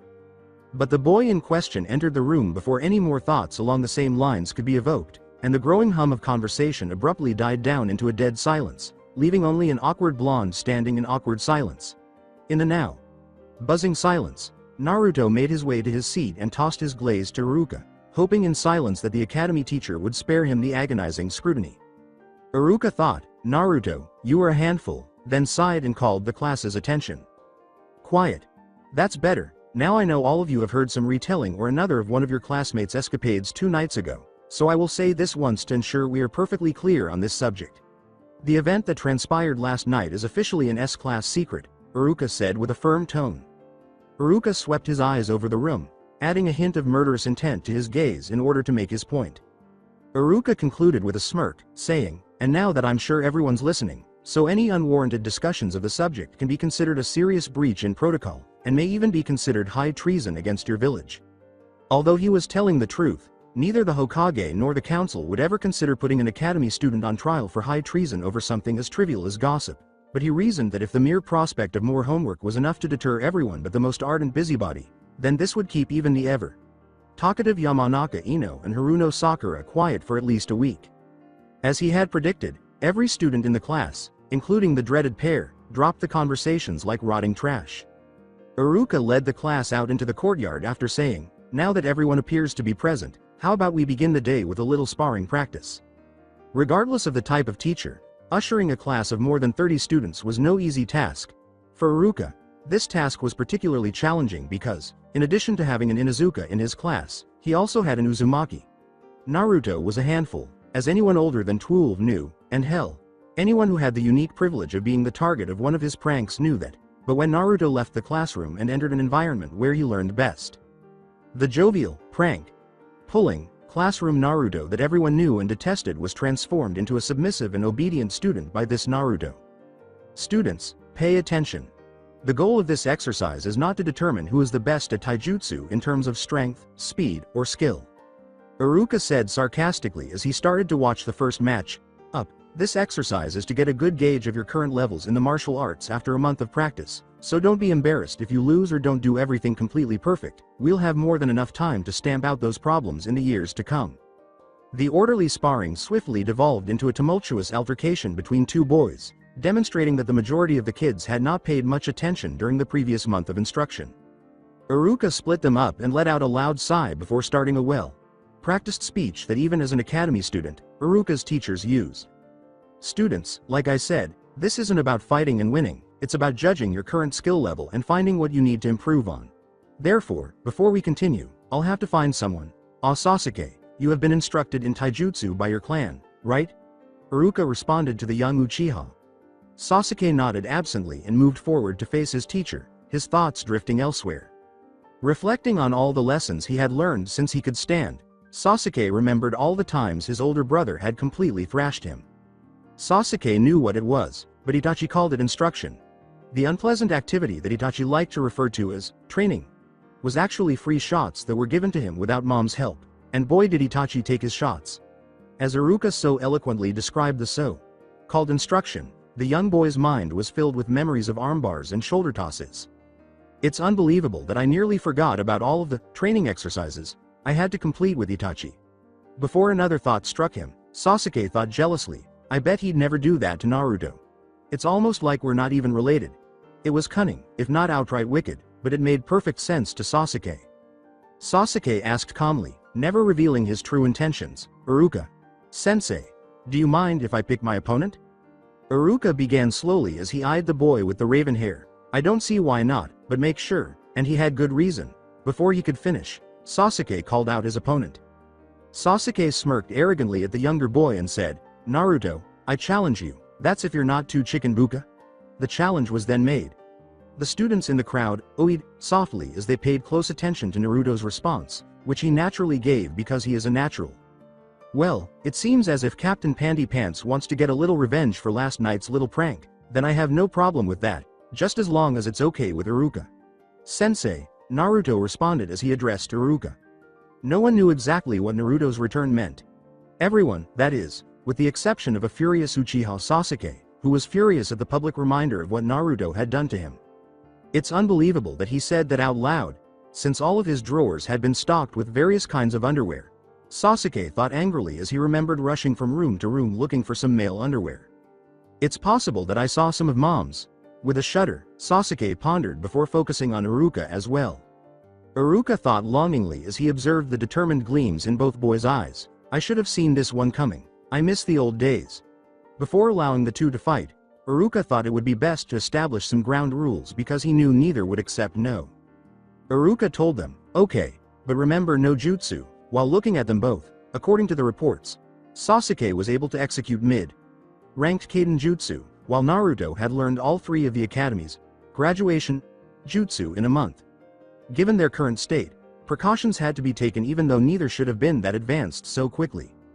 Iruka said, and also remember this isn't about winning, it's about measuring one's capacity if you will, and with that said, begin, before abandoning the boys to their own devices. Naruto, who was naturally a brawler and his style reflected that, charged in without hesitation. But unlike the other two fighters, Naruto had a strategy. He reasoned that if he could drag Sasuke into a direct fight, his superior stamina would ultimately prevail and Sasuke would be moping in sympathy following his loss. Naruto used this strategy in every battle, and neither Iruka nor anyone else was shocked by it. The biggest shock, though, was when Sasuke, who was in the best form of all of them, charged headfirst as well rather than staying back and countering as he usually did. Iruka let out an inward sigh, feeling that he had placed too much trust in the maturity of two 7-year-olds. However, the two met and ended unexpectedly before he could intervene. Although Naruto's plan was straightforward, it was ineffective.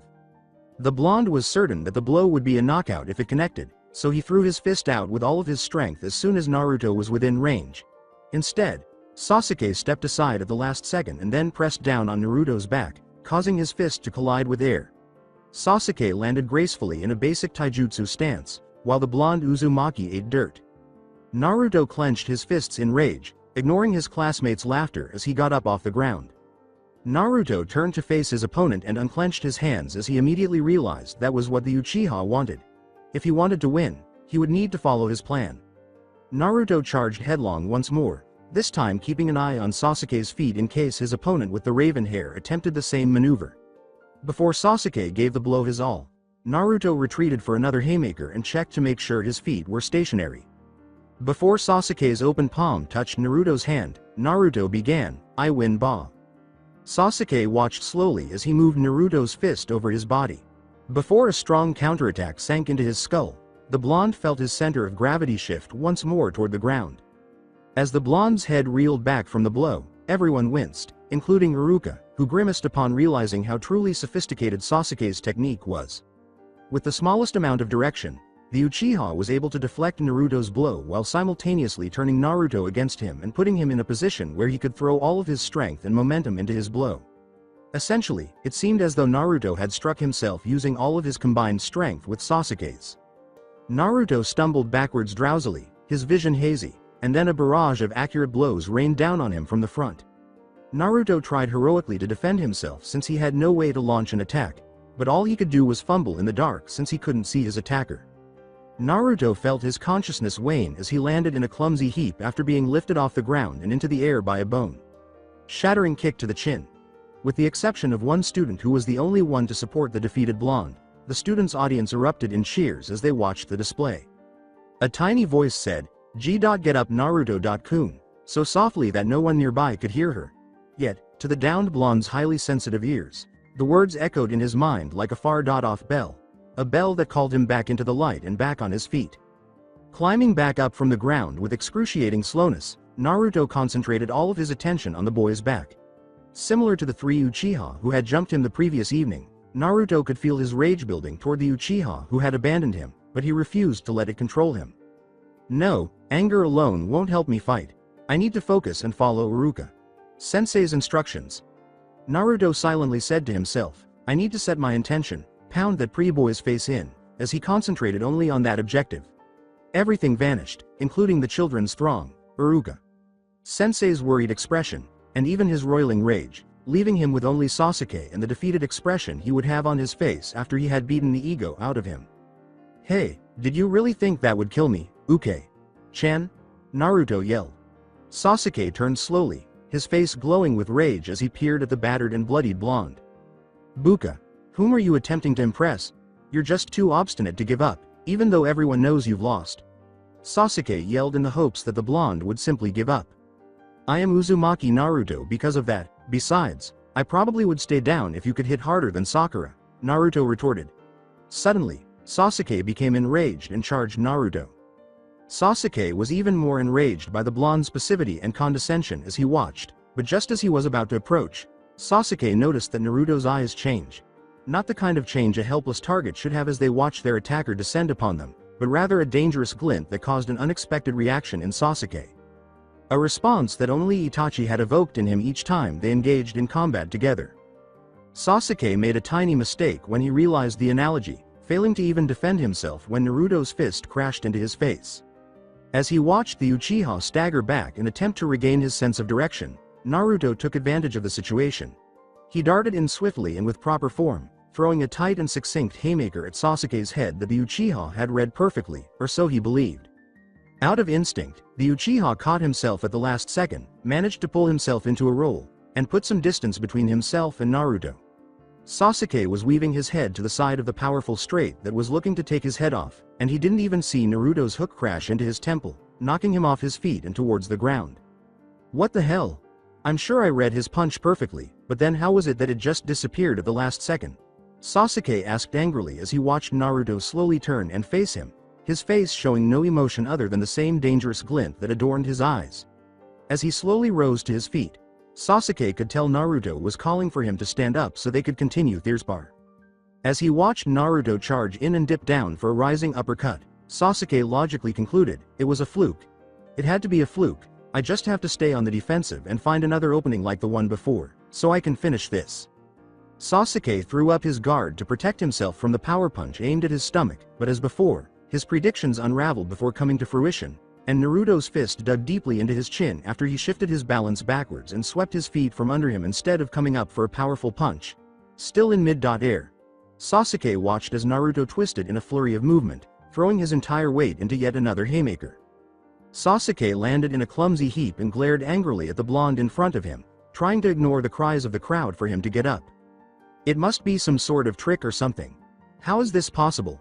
Naruto isn't fast, skilled, or intelligent enough to completely fool my predictions, let alone beat me, Sasuke thought, but his thoughts were interrupted when his fangirls in the crowd started chanting genjutsu and accusing Naruto of cheating. Naruto's eyes lost their tactful, uninterested look as he surveyed the crowd of fangirls in confusion. In order to avoid the mob becoming violent, Naruto made a feeble plea and thanked Kami for Iruka.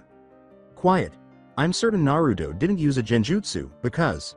How can you be so sure, Iruka? Sensei. I mean, the dead last shouldn't even stand a chance against first place. Interrupts Iruka before he can finish. The student has pink hair. All of the fangirls concurred, and the crowd started to demonstrate once more.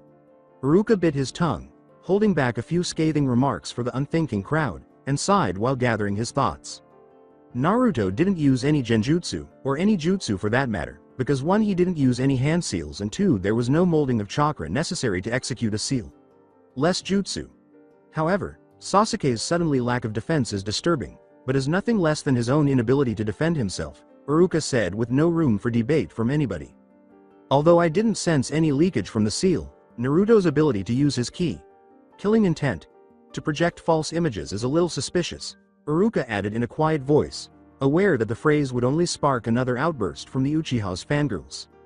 Sasuke, I hope you take what I said to heart. You controlled the spar in the beginning, and instead of finishing Naruto off quickly, you allowed your anger to take control, and by the time you regained your head the match was already over, Iruka said to the child.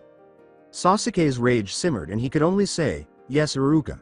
Sensei. Iruka left Sasuke to think for a while because she knew that this defeat was actually humbling and that anything else could be interpreted incorrectly. Iruka turned to face Naruto, who appeared to be quite content with himself, but he forced himself not to smile before he broke Naruto's illusion. Iruka, a little irritated by the loud chorus of, yeah, s, from Sasuke's fangirls, remarked, despite your victory, Naruto, your form and execution were severely lacking in the beginning of the spar, and hadn't Sasuke lost focus like he did, you would have been the one defeated. Iruka concluded, feeling proud of insulting the fangirls and giving his favorite student a bone. However, all of those improved during the later part of the match, so all I can say is keep up the good work, he said. Sakura, the leader of the fan girl nation, told Iruka, but Naruto must have cheated, since there is no way Sasuke-kun would freeze like that after dominating the spar for so long, after he had given Naruto a compliment. The Dobi had not only crushed her crush, but done it by herself.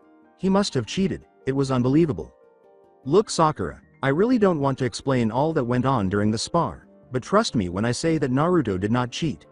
You, and this goes for everyone here, need to be reminded that no one, and I mean no one, is infallible.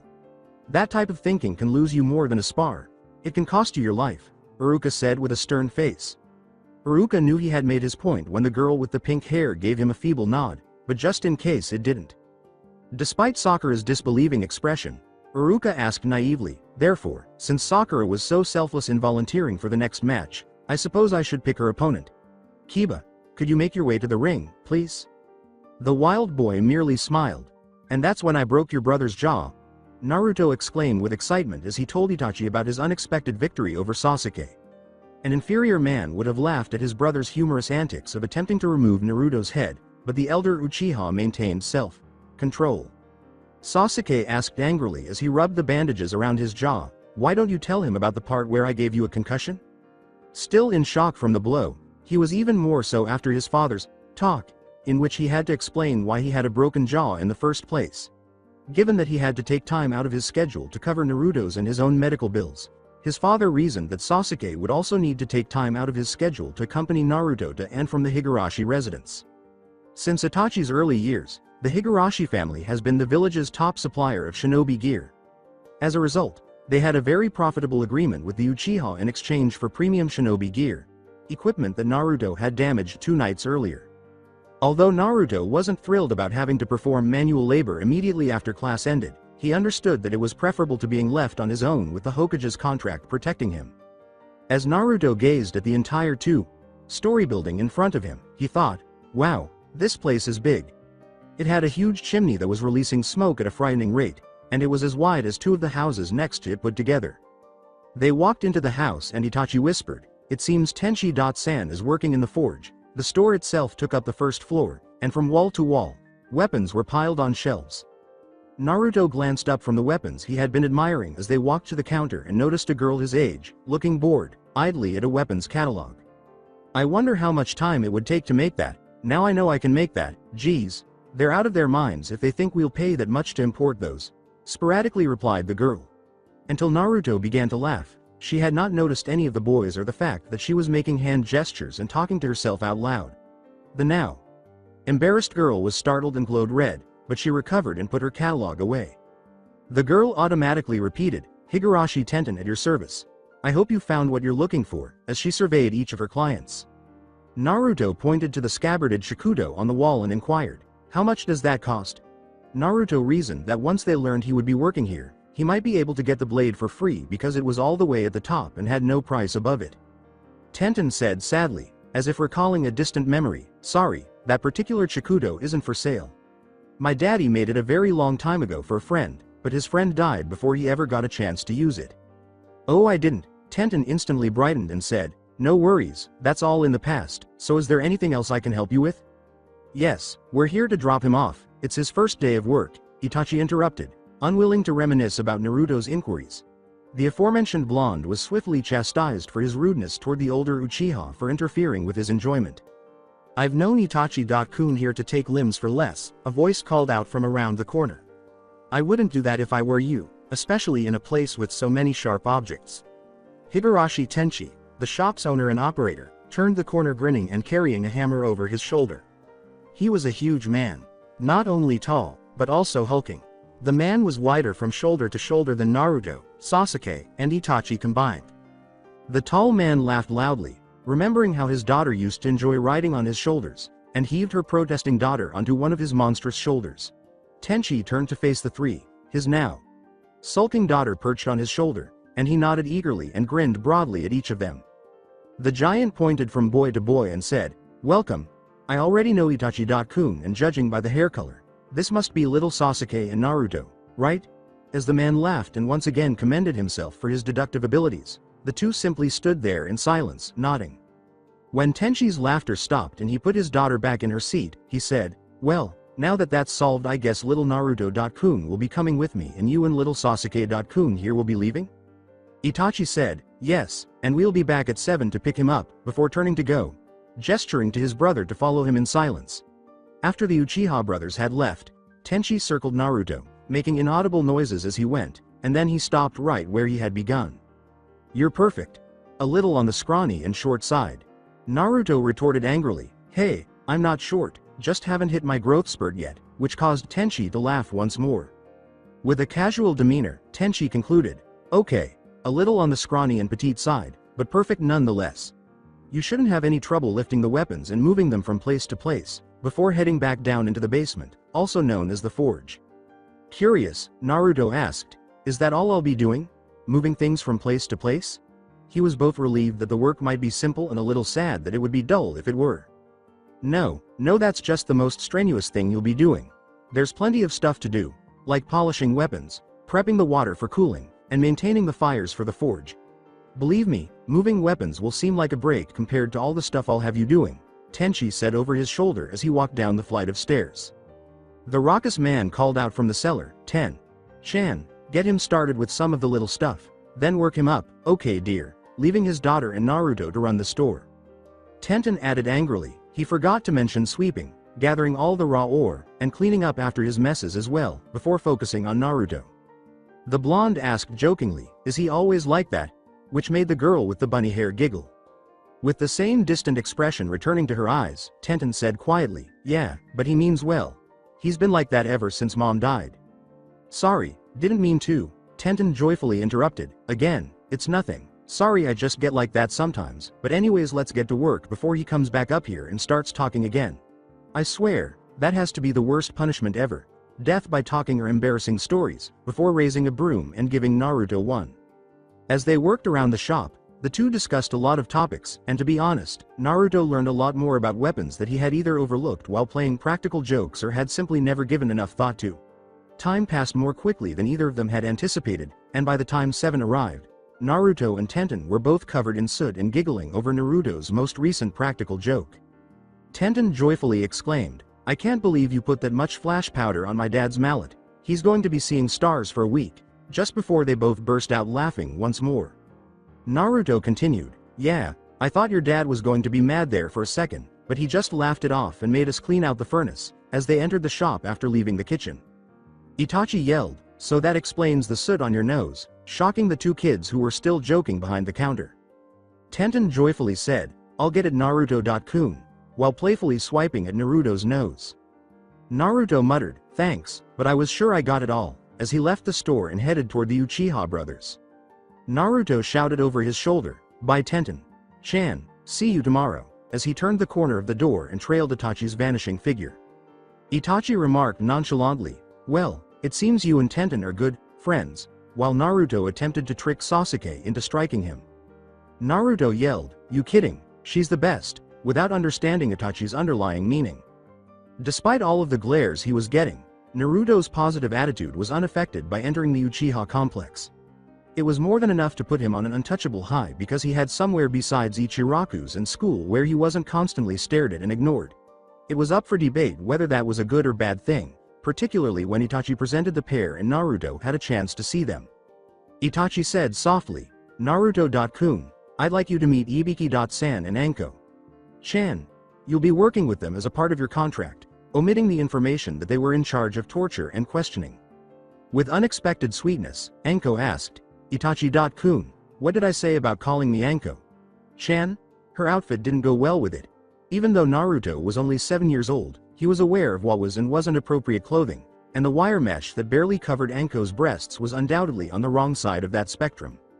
"And Anko-chan, remember, until you can soundly beat me in combat, I'll never honor that request," Itachi struck back, using the same light-hearted, conversational tone he seemed to always employ when making fun of her.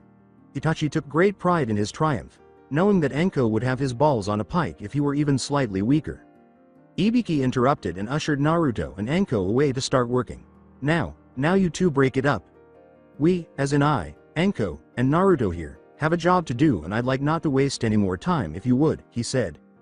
After they had gotten quite a distance away from the Uchiha brothers, Naruto asked inquisitively, "So, what are we doing?" "We're cleaning up the mess you made," pointedly snorted Anko in response.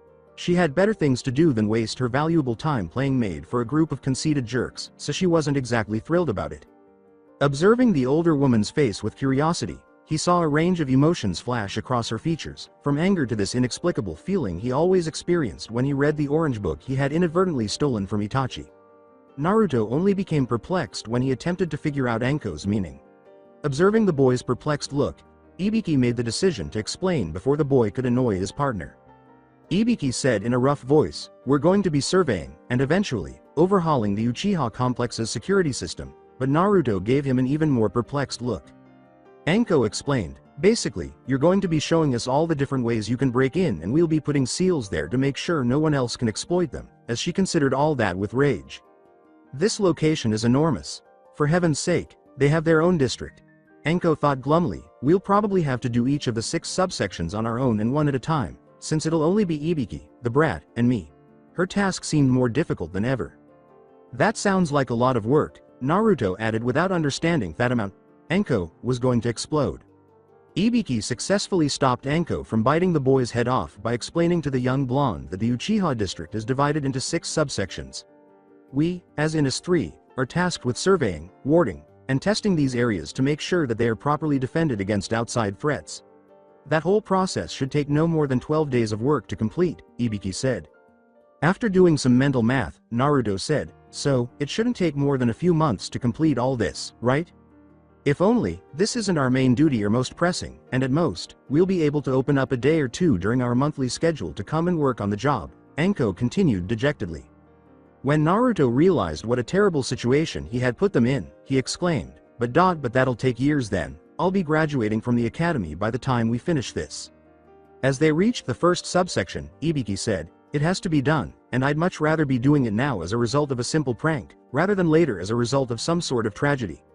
Naruto felt nauseous at the thought of all the buildings they had to search, ward, and then test. Anko's voice was a fake joyous.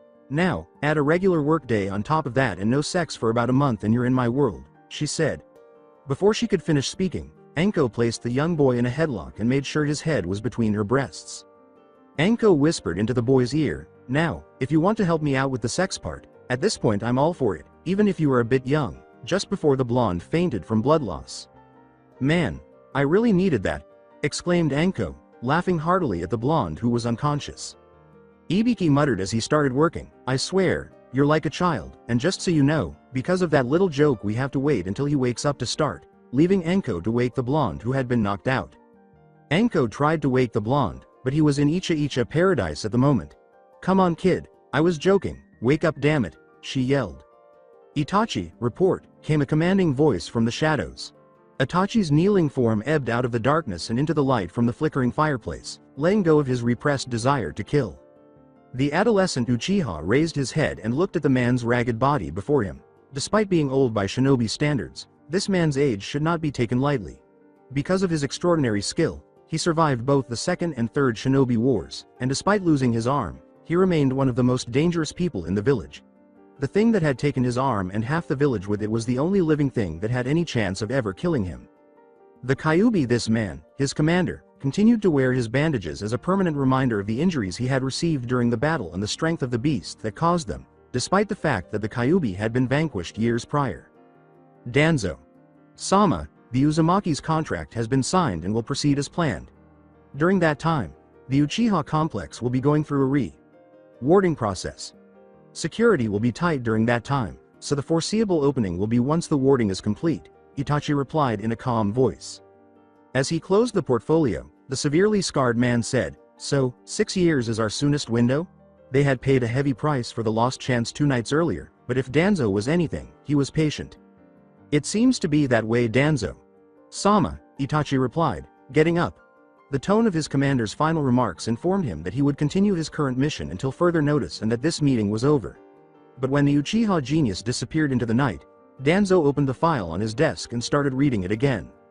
The scarred man, who had already committed the report's contents to memory, declared, "Uzumaki Naruto, also known as the Kyuubi Jinchuriki, your time will come and your power will be mine," before setting it ablaze in the fire behind him. After 5 years and 364 days. Across the room, a somewhat inebriated Uchiha shouted, "Buka! More wine!" as his chair tilted back perilously. To get immediate retribution, Naruto only needed to kick the drunkard's chair's back legs. But if he learned anything from his nearly 6 years of enslavement and service under his Uchiha employers, it was patience. Regretfully, Naruto acknowledged that he had repeatedly swallowed his pride in the face of his hired oppressors, employers. But he always recovered. He simply needed to choose when he would do it again, in the middle of the night or in a less obvious way, just as he would reimburse them for this humiliation. However, a firm hand fell on Naruto's shoulder before he could even consider retaliating against the deceased drunk. A rough voice yelled from behind him, "Don't even consider it. I didn't come here to see you forge another work contract with the Uchiha." Naruto's nose was attacked by a strong smell before he could even turn around, which he later identified as coming from the cigarette the man was smoking. With a shrewd question, "And who are you?" Naruto had no desire to be courteous to the man because he felt that he had offended his nose. "Sarutobi Asuma, and the one set by the Hokage himself to make sure you didn't do anything stupid, again," the older man said in a harsh whisper as he escorted the younger boy back to his table. Naruto reluctantly accelerated so as not to destroy his one item of clothing that had some real value. The only variation from the traditional set was the color of the kimono. His leggings were a softer orange, similar to the orange sherbet they were serving as pricey, imported desserts, while his top was a deep orange that bordered on rusty brown, matching the native tiger coats and complemented by the thin black lines running down its length. Lastly, he was generally happy with the ensemble since his black obi and zori flip-flops complemented the tiger look he was aiming for. As they reached his table and Asuma noticed that Naruto had ceased to resist, he relaxed his hold on his impatient-looking host. The nervous-looking woman, who was getting more tense by the moment, asked, "You get the drinks?" Asuma grinned and pointed his thumb back at the blonde who was following him. "Sorry Kurenai-chan, but duty called," he replied. Confounded, Naruto watched as the graceful woman in front of him quietly pouted while her cheeks were painted a pale shade of red. When Asuma simply laughed and kept making jokes with the woman, making her cheeks redder and redder, Naruto became even more perplexed. "Hold on, this is where she decks him for being obnoxious, right?" As Naruto struggled to make sense of the scene before him, he thought, "I mean, that's what always happens to me when I talk to Sakura for any more than a little while." Asuma remarked, seemingly in response to Naruto's unasked question, "Believe me kid, the girls your age are a lot more complicated than women my age." Kurenai asked slyly, her eyes glimmering like a cobra's on a rabbit, "So, are you saying I'm easy?" In an attempt to appease his insinuating host, the big man quickly responded, rubbing the back of his head and waving a hand in defense. No, I'm just commenting on that far-off expression he had on his face. Believe me, I know it too well, because I can vaguely remember myself having it not too long ago when I used to think about a certain red-eyed girl I knew, he said. The red-eyed woman turned to Naruto and said, good save. Anyways, since my lazy friend here is too much of a slouch to introduce me, I'm Yuhi Kurenai. Naruto stammered out, Uzumaki Naruto, ma'am, utterly taken aback by the woman's beauty before him. It wasn't that he didn't know she was attractive, it just hit him hard when he saw her up close. Her midnight-hued hair reached the top of her shoulder blades, highlighting her dazzling red eyes and framing her heart-shaped face. Though not as terrifying as the Uchiha's Sharingan, her eyes still had the hypnotic light of the clan, as though she were forcing him to do so. Hey, don't get any ideas, pal. I had to fight many Jonin just to get a chance to come here as a guest, Asuma interrupted in jest, wrapping Kurenai in his protective arm.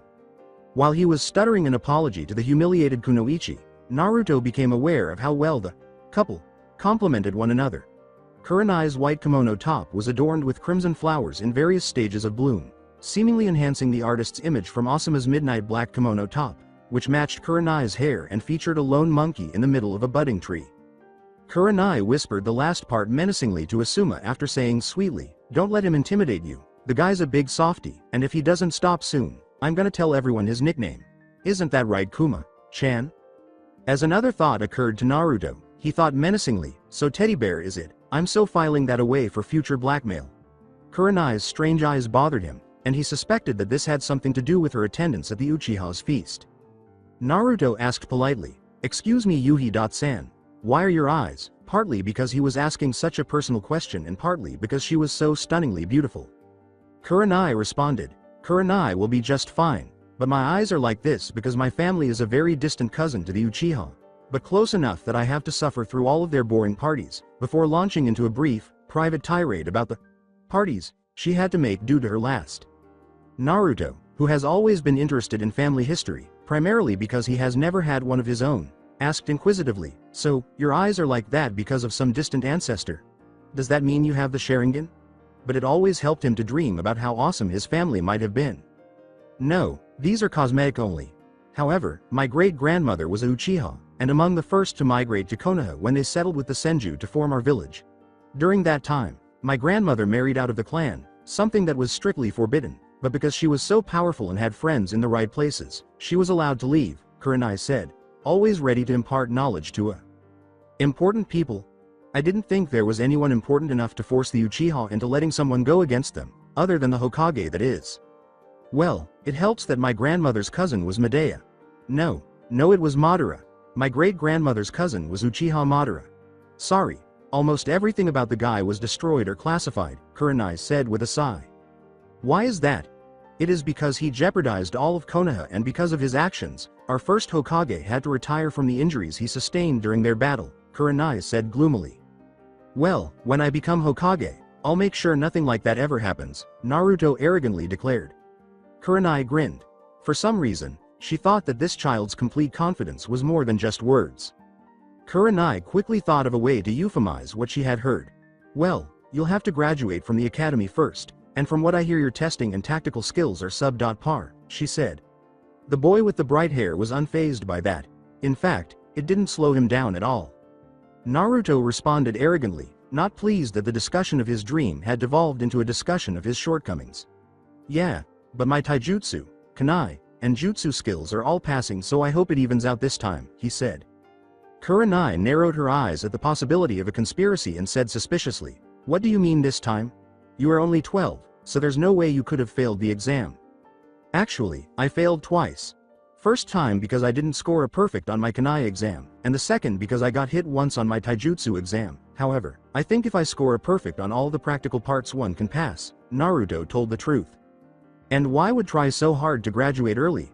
Aren't you afraid that you won't be placed on a team with any of your friends?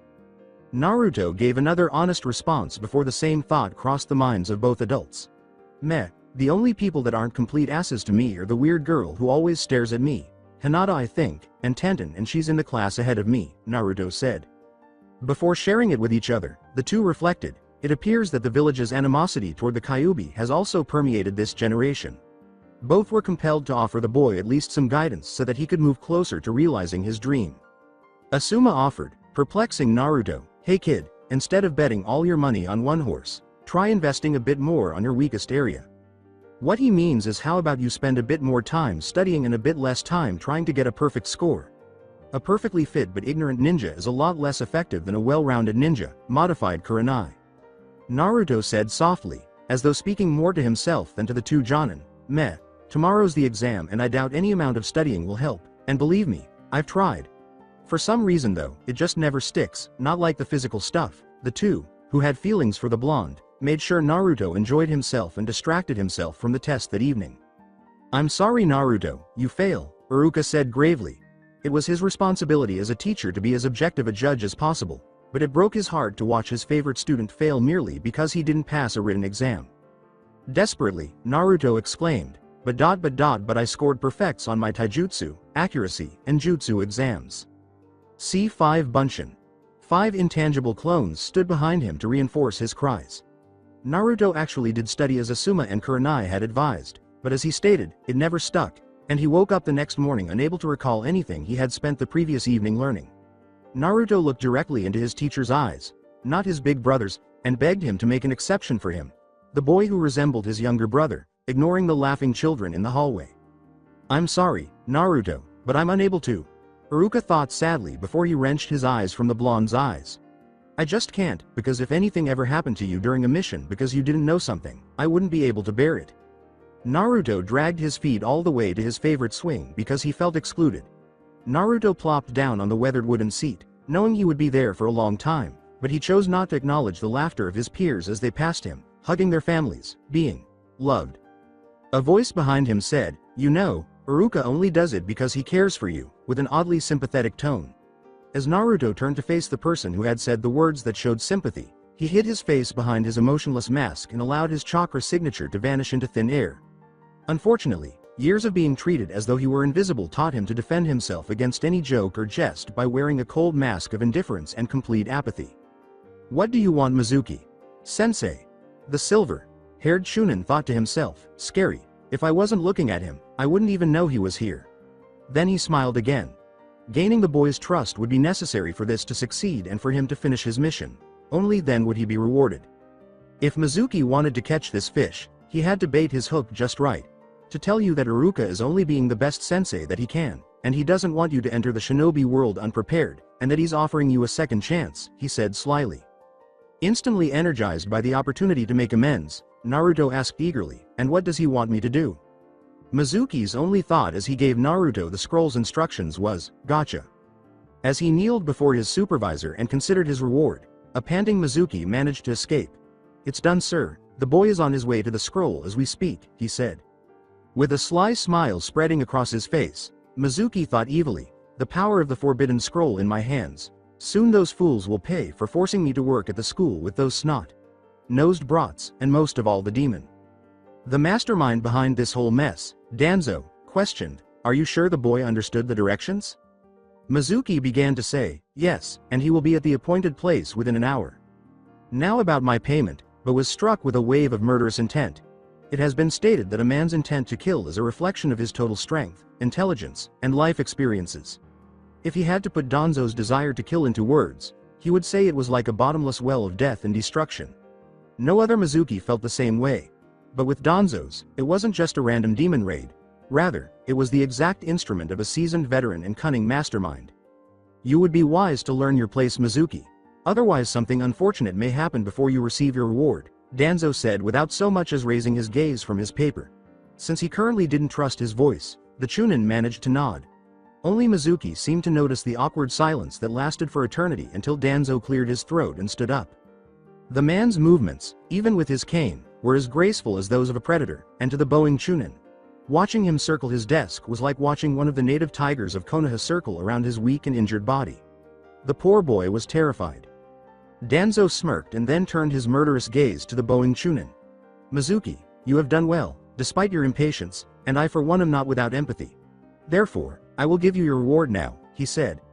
If the man could freeze any more than he did, and he looked up at his commander with excruciating slowness. "Sir, what are you?" The scarred man replied simply, "Giving you your reward," just before a flash of metal sped through the air. As shock set in, Mizuki barely noticed the pain as the barely visible kunai cut through his neck without any resistance. He raised an unsteady hand to his neck, confirming what his mind had been telling him.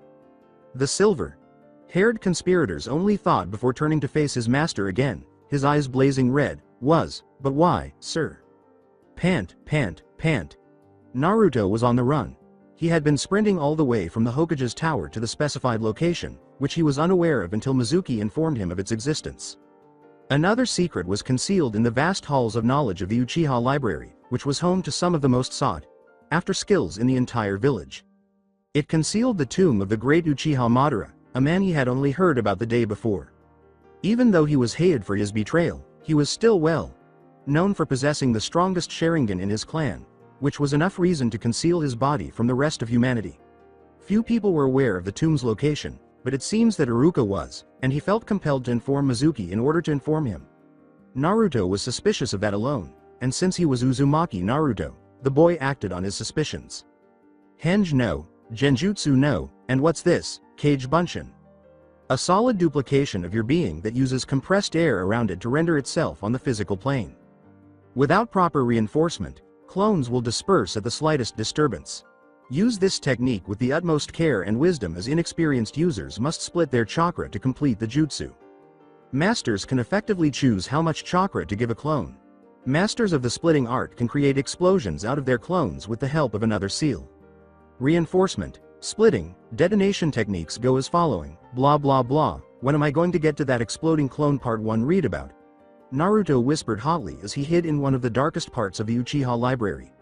His suspicions caused him to travel more quickly than he had planned, and in his free time, he sought some insurance in case Mizuki's offer proved to be more than it was initially claimed to be. He hid in the most unlikely location where people would discover him. As Naruto tried the Kage Bunshin for the first time, he reflected wryly, besides Henge, Kawarimi, and Bunshin only get you so far. As he practiced it more and more, he soon became accustomed to the intense chakra drainage, until the activation of the jutsu was barely perceptible and the chakra loss was barely perceptible. After finding a pen and paper to write on, Naruto thought, I guess I should write down to the reinforcement part and a few other things. Seeing as I have the splitting part down, damn, I wish I had more time with this scroll, otherwise I may be Hokage sooner than I thought. He then resumed his search for the hidden tomb. The entrance to the tomb was concealed behind a bookshelf leaning against a wall, as if it were from a movie. Since no respectable Uchiha would ever read a conspiracy, while there will be no Uchiha Hokage, Naruto thought this was the ideal place to conceal the switch. He went down into the dank, dark crypt as the books moved silently as they passed through to the world outside the wall. The blonde thought jokingly to calm his fear, wow, this Madara must have been a colossal ass, because I don't even see one bouquet of dead flowers. Even his exceptionally keen eyes failed to detect anything in the area, despite his senses being on high alert. The location seemed to be under the prohibited darkness genjutsu he had just imitated. Naruto's hand brushed against a rough rising of stone as he was groping along the walls. It turned out to be a lighting seal that illuminated the entire area. Mizuki's voice called out from the end of the hallway, I'm glad you were able to make it, and on time for once, Naruto-kun. He had his hands behind him and his back to Naruto. He was totally innocuous in a ninja tense, but something about his greeting made Naruto nervous. I never get called Naruto-kun by Mizuki, so why am I adopting such a dramatic pose? Naruto remained at a distance, thinking, this stinks of a set. Up. Mizuki was always tactless at best and a total idiot without help. Naruto cautiously inquired, who are you? And where is Iruka? Sensei, in an effort to avoid upsetting Mizuki. Something must have given him a hint, damn it. Mizuki turned around and threw a handful of kunai into the air, thinking, I have to finish this now before someone finds me. Naruto nearly failed to react because he was so shocked, but something intervened at the last second, and the preteen used a shadow clone to absorb the blow.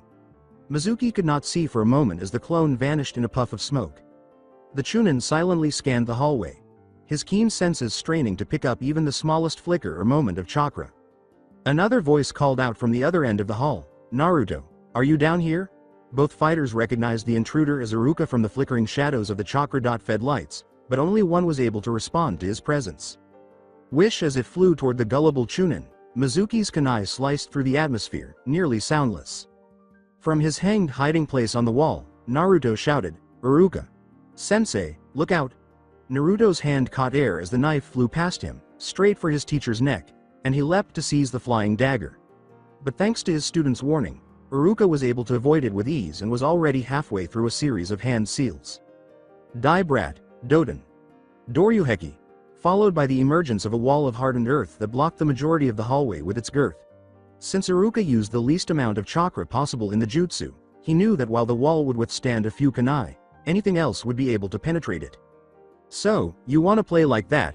Mizuki's words caused the Chunin to frantically yell, "Naruto, get back!" However, the treacherous Chunin's Fuma shuriken had already begun grinding its way around the earthen wall. Naruto's eyes widened as the buzzing blade approached his face and then stopped, only to fall into the hands of a gloomy-faced Iruka. The Chunin told the boy, "Don't worry, I will protect you Naruto-kun," without smiling, and then he added another seal to his jutsu. Iruka yelled, "Doden! Doryuden!" as his wall fell and exploded in massive lumps of solidified clay. The shuriken sliced Mizuki in half before exploding into smoke after he had to jump to avoid the rock.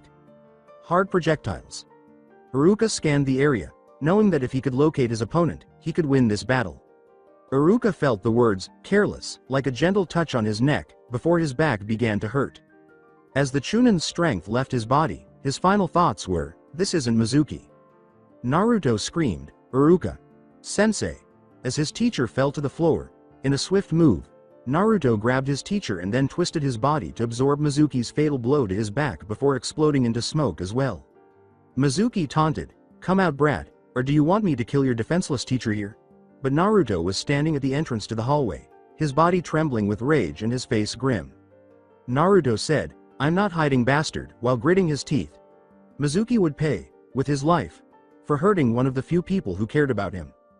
Mizuki mockingly questioned, "Well, it seems the demon is angry. Are you going to destroy the rest of the village now?" Mizuki said harshly and mockingly, "Oh, don't hide it, you know what I mean. You must remember all the lives you ended, and all the others you destroyed by killing their loved ones," before giggling at a sinister joke. Iruka clutched the man's leg and begged frantically, "Mizuki, you mustn't." All it took to silence Iruka and intensify Naruto's rage to the point where the child's eyes turned scarlet was a quick kick to the head. Mizuki said, "Shut up you hypocrite. Of anyone, you should be the happiest that I planned to kill this boy, seeing as he killed your parents," before penetrating Naruto's astonished gaze. Mizuki harshly remarked, "You boy, hated demon brat, are the Kyuubi no Kitsune in the flesh. Locked away from all the power you were trying to tap into, while brandishing his kunai." When Naruto saw his intention, he sprang into action, pumping his legs as quickly as he could while his hands flew into the cage Bunshin's seal. 5 clones instantly materialized in front of him, flying and poised to use their kunai to sever Mizuki's head, but they vanished as fast as they were created by the man's taijutsu and kunai work. But Naruto's real goal was achieved, and he got closer to the traitor without Iruka losing his life. Naruto leapt forward, letting go of all his ki in the hopes that it would immobilize Mizuki long enough for him to attack. Naruto was left hanging by his collar as the Chunin remained unfazed. Mizuki laughed as his chakra infused kunai tore through Naruto's jacket and undershirt, exposing the Kyuubi's seal. "Well, isn't this ironic? A demon trying to defend the man whose parents he murdered. You know, I think if you keep trying that you may even fool Kami into letting you into heaven," Mizuki said. Mizuki gave the seal a calculating look, focusing on its coiled center, which was gleaming with rushing yuki. With a dark sense of humor, Mizuki questioned, "Do you know what would happen if I plunged this kunai into your stomach?" His only response was to spit in his cheek, and he sneered as he wiped the repulsive bodily fluid from his face. "I guess you'll find out the hard way," Naruto exclaimed, "Guess again bastard," as his shadow clone, which was lurking nearby, struck the traitor in the back of the neck, jarring his brain long enough to break the genjutsu on him and exposing the slash on his neck. The man was killed. But the man's final move had already been made, and his kunai ended up in Naruto's tender underbelly. It was a pain he had never experienced before. He felt as though waves of blazing fire were rushing through all of his bodily pores, giving them more strength than he could have ever imagined while simultaneously obliterating them from the inside out. As the red energy started to move away from his stomach and engulf more and more of his flesh in its crimson hue, he looked frantically over his body. Yuki reached Naruto's neck on its steady upward march, and despite his best efforts, he was powerless to stop it. Before the crimson wave reached his cerulean eyes, the Yuki claimed his vocal cords, causing a strangled cry to die in his throat.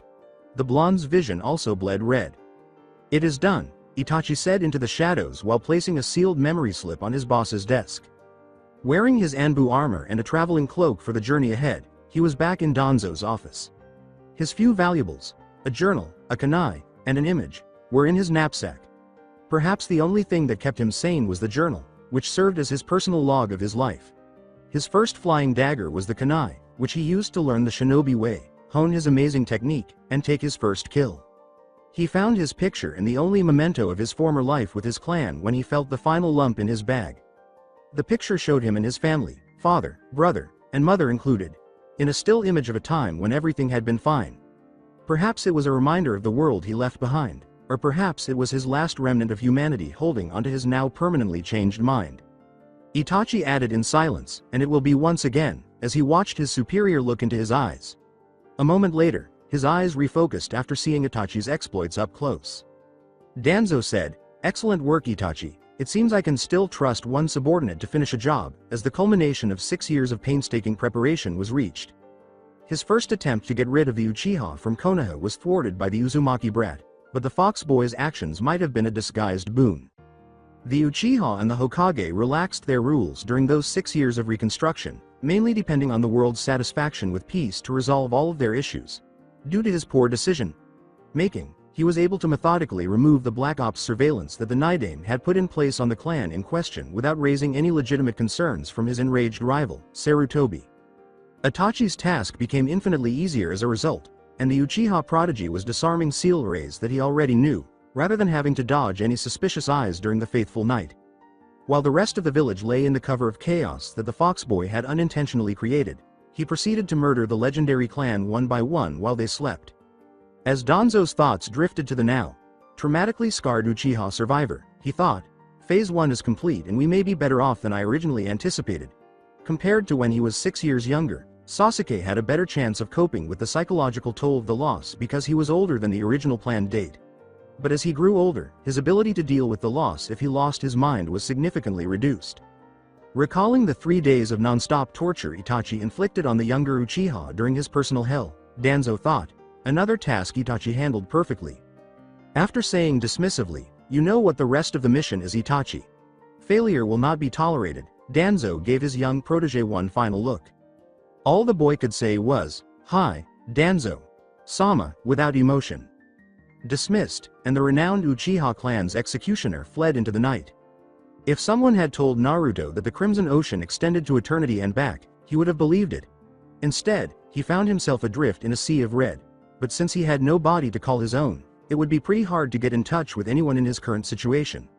No, the only way Naruto could characterize himself was as a sentient mass of blue stuck in a red desert with no end to.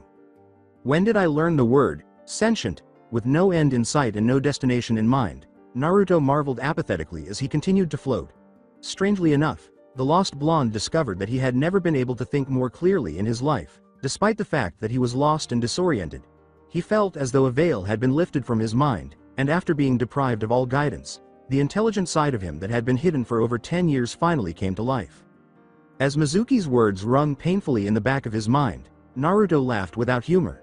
"I guess I am as much a paradox in myself as a human body housing the soul and essence of a demon." The mystery and hurt that surrounded all the missed birthdays, icy looks, and whispered insults finally made perfect sense as the pieces of his past came together like a finished puzzle. Naruto was hurt that he hadn't figured it out sooner because it made so much sense. He was tied to the spirit of the Kitsune, the essence of his home's destroyer. Just as a falling man is tied to gravity, regardless of whether he was Uzumaki Naruto or whatever that amounted to. Naruto had never felt more devastated in his life after coming to that realization. Perhaps Mizuki was correct, perhaps I am the Kyuubi. What would that make me, then? A tiny voice cried out from the flaming chasm.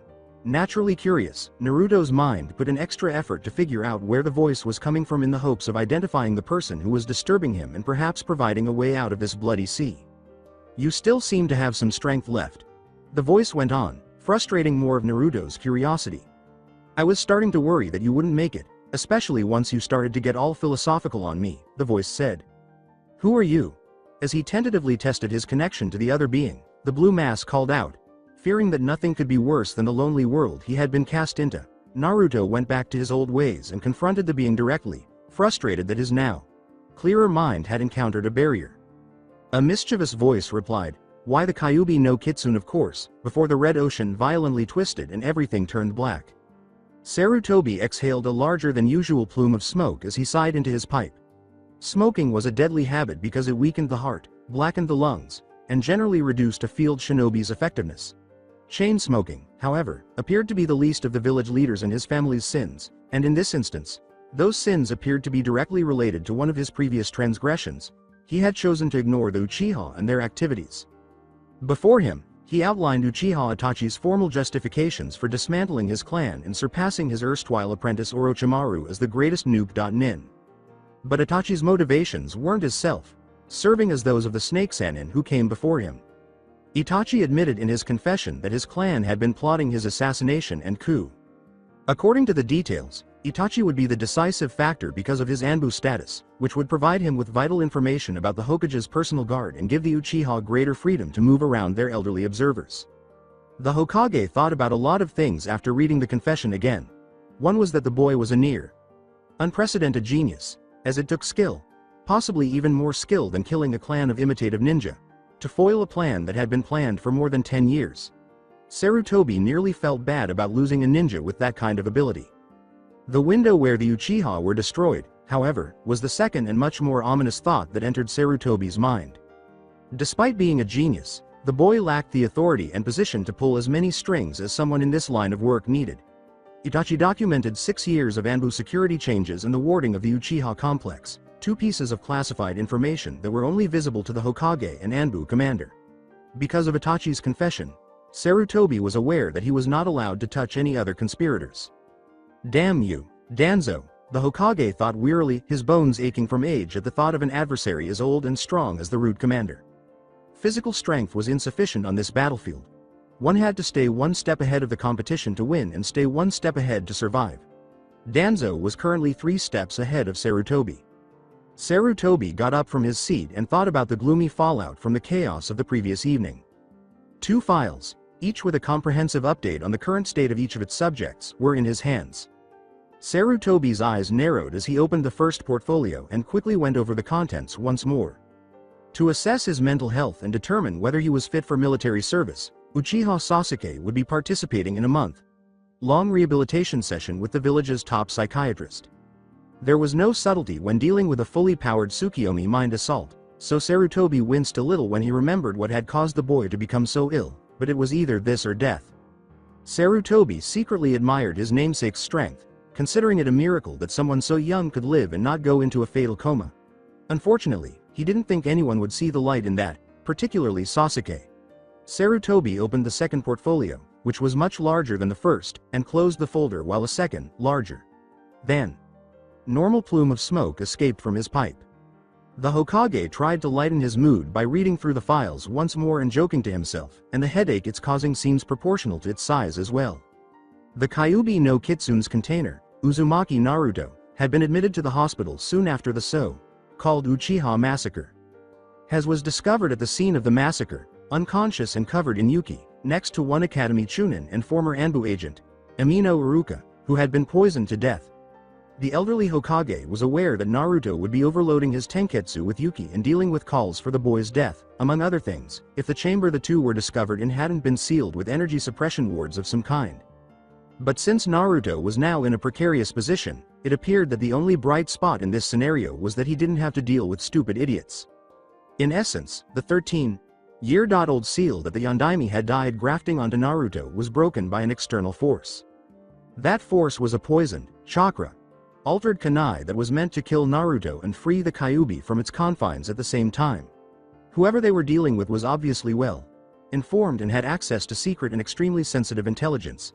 But what really bothered the Sandaime was that the attempt had failed, and based on the side report he had received from the recently resurrected academy teacher, the whole thing smelled even more fishy. A voice behind the cage asked, "Hokage Sama, how long have you been here?" Sarutobi had nothing to fear, even though he hadn't realized the person was behind him. This was because the voice belonged to Amino Iruka, one of his most devoted Anbu and personal protégés. The former Anbu turned Shunin had a tight layer of gauze wrapped over his head and was heavily bandaged around his torso. The Hokage said, "Not long Iruka-kun," while glancing down at the youngster. The eerie red light that made both shinobi remember one of their worst fears had long since faded from Naruto's body. But when the boy's body began to undergo drastic changes, the relief that had swept over them when the red haze disappeared had been swiftly replaced by concern. Iruka mumbled softly, "I see that the convulsions stopped," concealing his concern for the blonde he had grown to regard as a younger brother. The blonde started experiencing odd muscle contractions, or what the med.nin referred to as controlled seizures, shortly after the Yuki had withdrawn into Naruto's body. Naruto's muscles would repeatedly compress, causing his body to spasm out of control for the majority of the night. He would then pause, rest, and begin the process anew. Med.nin would visit the boy in between the controlled seizures, in an attempt to understand the strange occurrences, but each contraction caused the boy's physiology to change exponentially. Muscles were extremely malleable, and with each contraction came something new. Every subsequent alteration made this one worse, and before the medical professionals could even start diagnosing Naruto, they discovered that the blonde's body was unlike anything they had ever seen. The blonde's physique seemed to be designed for shinobi. He had a denser bone structure to withstand more punishment and carry heavier loads, nerves that formed clusters within his four main appendages that resembled ganglia for increased reaction time, and an amazing circulatory system that not only carried more oxygen but did so almost twice as efficiently as any normal shinobi, let alone a normal human. These were only the apparent things. According to the Med.nin's predictions, Naruto's hormones and other biochemical processes had also changed, which might result in unexpected outcomes during stressful, developmental, or other periods. Yes, they have, and just in time too, as you would have probably died if it weren't for the seal cracking the way it did, the Hokage continued, mentioning another transformation the blonde had gone through. The collapse of the Shikifuin caused numerous seals beneath it to fail, which set off a series of events as Naruto's Tenketsu became overloaded with Yuki. There were a few potentially fatal effects along with many innocuous ones, but the Yuki purge eliminated all but one of them. In order to align them for regular chakra usage and utilize the healing qualities of Yuki, the fourth had placed a conversion seal beneath the Shikifuin. Without the direct assistance and application of the demonic energy, it was the reason Naruto recovered so quickly. However, an odd occurrence happened when the seal was broken and the Yuki entered Naruto's system. Within Naruto's regular Tenketsu, the seal produced an additional set designed especially to channel extremely powerful, medicinal chakra. The conversion seal and the surge of Yuki seemed to have burned another set of chakra wiring into Naruto's already existing set, causing another pool of chakra to form. Because of his inactivity, the boy's chakra pool was smaller than usual, roughly the size of a healthy chunin at the moment. But any shinobi, especially one as uniquely constructed as Naruto, would benefit greatly from using a chakra pool only for healing. As his thoughts turned to the additional advantages of Naruto's new chakra, the Sandaime reflected, "Good thing the boy can heal himself now, because I doubt anyone other than Tsunade would have the expertise to help him now." As some of the younger Med.nin called it, the healing chakra was extremely sensitive to both manipulation and the boy's physical condition. Therefore, without the boy's active participation, it neutralized the poison that was flowing through Naruto's veins as soon as it was formed. Many would consider it just another marvel, but that's not all. In order to give the doctors a stocked antidote for other people kept inside the boy's body, the chakra encoded the antidote for the poison into codons in the boy's DNA structure, giving him immunity to it. Iruka's survival was largely due to this fact, which was also the primary cause of the Med.nin leader's demands that the boy be trained to become one of them. They wouldn't have to worry about that if they knew who the boy's mother was, Sarutobi continued, pausing for a moment to recall a woman with a fiery demeanor and matching hair before a dreadful thought forced its way into the forefront of his aging brain. Doctors discovered that Naruto hadn't woken up yet because of a chakra imbalance in his head, despite the fact that the incident had done a lot of good to his body, basically giving him a fresh start, especially in a pocket of Yuki that lingered in the places where more profound thinking occurred. Iruka confirmed, "Hokage Sama, I'm sure he'll pull through. Naruto has the greatest will out of anyone in Konoha." Realizing the cause of the Hokage's abrupt shift in attitude, Iruka had studied under the Great Cage for years following the deaths of his parents during the Kyuubi's rampage, so it was only natural that he understood the man like a son. The Hokage began, "Yes, I know as well as you that Naruto's will is one of a kind, but given the recent circumstances," but he stopped himself before he could finish. Iruka concluded, "I know your duty as Hokage will call you to make any sacrifice for the village, as mine as a shinobi of Konoha will call me to do the same. However, I have the utmost faith in Naruto, comprehending that if Naruto failed to complete the task, it would be their responsibility to ensure the fox didn't come back to finish what it started. The Hokage mumbled, "For ours and Naruto's sake, I hope you're right, Iruka.kun," as he continued to gaze at the sleeping blonde while releasing another plume of smoke. Plop, plop, plop. As Naruto's tired mind continued to be irritated by the constant irritation of water dripping on his forehead, his face twisted into a frown. Naruto rolled over, almost drowning himself as he tried in vain to push the irritation to the back of his mind. Sputtering on the water that killed him, Naruto sat up, eyes still closed, and performed his breathing exercises in an attempt to control his raging rage. Before he blew his stack, he reached around 3. Never again. Before my landlord finally gets off his ass and fixes that hole in the roof, how many times must I beg him to do it? Naruto let out some of his frustration by asking no one in particular. For more than 6 months, he had put up with the steadily expanding hole in his roof, but every time he brought it up to the landlord, the elderly man would merely give him a spooky look and complain about how busy he was. This was untrue because Naruto saw him almost every day drinking himself to sleep in the early hours of the morning on his way to the academy. Though it wasn't often that he heard his thoughts bouncing off the walls as though he shouted them to the Hokage's monument, Naruto cursed once more when he realized that something was off about his room. When Naruto's eyes opened and he tilted his head toward the ceiling, he became aware that he was not in his room. Hell, he was in a godforsaken sewer, not his apartment complex or any other type of housing structure for that matter, and when he looked at himself, he discovered that he was also naked. Great, just great. That bastard Mizuki knocks me out first, and then I end up in a sewer. What happens if I end up with all of the previous Hokage's company and discover that I have some sort of connection to them all? To his increasing annoyance, Naruto asked himself this question only to discover that his thoughts were mockingly reverberating all around him. "Well, you'll have to settle for meeting me," a voice someone you knew said. Naruto's vision snapped onto the darkened half of the sewer, breaking his neck. Naruto allowed his eyes to take in the sights, and he saw right away the wet walls and floor that held the large red pipes and cracked blue pipes that ran through both of the sewer's lit halves. A slender figure emerged from the black abyss and came into view of Naruto as he conjectured what the pipes were, or after careful thought, represented. The blonde's focus instantly changed, and his ninja training began to take effect.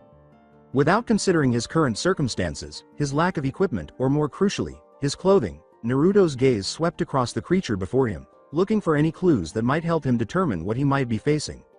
Since no one in Konoha had bright auburn hair, russet eyes, or such a large cup size, he quickly deduced that if the person in front of him was a threat, they must have come from outside the village. Naruto paused at the final characteristic before realizing that his opponent was a woman and nude. The boy was so embarrassed that he immediately tried to hide from view rather than brace himself for a fight. The woman laughed and raised an eyebrow in response to Naruto's antics. "Modest, are we? Endearing as that may be, I've lived long enough to know the secrets of a body such as this. However, I will add that I've never seen a body quite as much potential as yours," she said. Naruto muttered to himself, "A body such as this, you speak as if you aren't human," so softly that the woman had to try to hear him. Naruto has once again noticed things that would have otherwise escaped his notice in the brief time since he woke up. Not to mention that he was using words that he had never really taken the time to fully understand and had only ever heard in context. Regretfully, his expanded vocabulary was the least of his concerns because the woman in front of him sighed in amusement, drawing his focus back to her. The red-haired woman grinned and looked defiantly into Naruto's eyes. "Yes, I am not human. In fact, I am probably one of the furthest things from human. I am a Yuki, and as I've said before, I am the Kyuubi no Kitsune," she said. Naruto eagerly returned the look, but there was a startling amount of venom in his eyes. "So, this is your doing then, Kitsune? Aikike, fox. Bitch, just like all the other harm you've done to me." Naruto raged. The only difference was that Naruto's face, eyes, and aura were that of cold fury, a quality reserved for those who truly deserved it, rather than the hot anger he usually showed to everyone and everything in his path. He didn't shout, but his words were just as passionate and full of fire as if he had. And according to Naruto's book, Kyuubi's anger was justified since he destroyed half the leaf, left hundreds orphaned, and killed his inspiration and hero. Kyuubi quickly caught Naruto off guard by retorting, "Don't be so presumptuous to believe that your life is the only thing that was at stake. Yes, you and your village suffered because of me, but have you ever thought why that may have happened? There were no irate yells or drastic changes in appearance that the blonde had anticipated to match the demonic image he had in his mind. After Kyuubi's question, more accurately, challenge, and Naruto's subsequent perplexity, there was only a tense silence. I'll take your silence as an apology for calling me something so heinous and frankly unwarranted. If anything, you may call me Kyuubi, as for someone I've known for so long shouldn't have to use pretenses and honorifics with me, the foxwoman said, once more perplexing Naruto. Known for so long? I've only met you minutes ago, Naruto angrily denied, his stomach turning at the thought of being connected to the demon. You misunderstand, you may not have known me, but I have known you ever since your birth and my imprisonment. I've watched your every move, Naruto, your every prank, your every meal, your every laugh. However, I have also been there for your every lonely tear, every cry for help, and every saddening thought as well. Honestly, Naruto, if anyone can say they know you, it's me, the fox demon replied calmly. Kyuubi was telling the truth, as odd as that may sound. She could genuinely claim to know Naruto better than anyone else because, in contrast to the rest of the world, she was present for both his highs and lows. She had witnessed him at his best and silently observed him at his worst. The blonde's chest seized with fear as he gazed at the woman's face in front of him, hoping against all odds to detect any hint of dishonesty or malice in her features to refute the horrifying veracity of what she had just said. But Naruto was more perplexed than ever because the foxwoman was radiating only truth, a quality he hardly ever noticed. How is this possible? Even though his thoughts echoed faintly off the walls around him, they weren't enough to irritate the blonde, but they did remind him of his vulnerability and managed to make him feel incredibly small in front of the demon lady. This must be a trick. She wants to escape and nothing more. I can't trust you, Naruto concluded out loud. Despite your best efforts to think otherwise, trust is something that someone like you must earn and is not given lightly. Kyuubi said to Naruto, and as a sign of good faith and a step towards earning your trust, I believe I should tell you that it was I who saved your life. She was able to read him again by the nearly agonized expression on his face. Why? Why would you want to save my life? If I were to die and the seal was broken, wouldn't that guarantee your freedom? Naruto asked, recalling vague memories of what had happened before he ended up here or lost in the Red Sea. Indeed and no, Kami himself would judge us as one soul and take me with you if you passed away. After losing a significant amount of power, I would be able to escape after my soul would drag yours to Makai, or hell. As Naruto swallowed at the idea of being abandoned in hell by himself, Kyuubi responded, so, leaving you stranded in Makai with half my power and no way to defend yourself from the numerous demons who live up to your interpretation of them. But, young one, I decided to spare your life because, in spite of everything, you were immortal, and I respect that. As much as Naruto hated to admit it, Kyuubi had shown herself to be more forthcoming and truthful than all the people of Konoha combined, and she was the only one who actually gave him a straight answer when he asked for one. You, like the fourth Hokage before you, would give anything to this village, and that type of devotion is to be admired, Kyuubi replied, her aura once again displaying nothing but truthfulness to the cautious blonde. How precisely did you save me if the seal broke, assuming that I somehow believed you when you said that? Naruto asked, remembering more and more of the adventures of the previous night. He could still feel the scorching pain that followed the hot surge of Yuki that overflowed inside of him and burned his chakra coils from the inside out, as well as the cold bite of the kunai's blade when Mizuki stabbed him. We can discuss the specifics in more detail at a later time, so I won't go into all the details now. However, I will state that you were only able to survive the purging of your system and start to adapt the sunken seal so that you could let me heal your body while you slept because of some extraordinary abilities on your part. The boy was annoyed that he hadn't received the response he was hoping for, but he was still able to tie the Kyuubi into at least one more conversation based solely on her statement. In all my years of existence I've never seen anything quite like it, Kyuubi replied to Naruto. Naruto asked himself, since when does talking to the fox mean anything to me? And mentioned that if he focused, he could stop his thoughts from broadcasting. So you saved me, but that still doesn't mean I can trust you, Naruto shot back, a little annoyed that Kyuubi had sidestepped his first question, but he reasoned that since their souls were bound together until their judgment, he could probably get the rest out of her eventually. When the demon fox struck Naruto, she totally defied all the stereotypes he had used to define her, both consciously and unconsciously. I suppose it doesn't, Kyuubi added obediently. Her voice wasn't accusatory. Rather, it had an almost airy tone, as if she were respectfully disagreeing with him rather than attempting to make her case. She isn't sadistic, conniving, and deceitful. She seems more human than the rest of the bastards in the village even, Naruto concluded, not realizing that the demon war mistress across from him was overhearing his thoughts. Despite his humility, Naruto had no idea what those simple words meant to Kyuubi. For as long as he could remember, people told him that he was all of those things, and until recently, he occasionally thought of himself as all of those things. However, he unintentionally defended Kyuubi from the ignorant villagers' remarks because Kyuubi wasn't all of those things. This simple, unintended but honest gesture gave Kyuubi a sense of self-assurance that she hadn't had in over dozens of millennia. Kyuubi looked at the little blonde as he continued to think about their relationship, or more specifically, whether he truly believed what she had said. She would never say it out loud because she detested the idea of being dependent on someone else, but she couldn't bring herself to be angry at the blonde for what he did.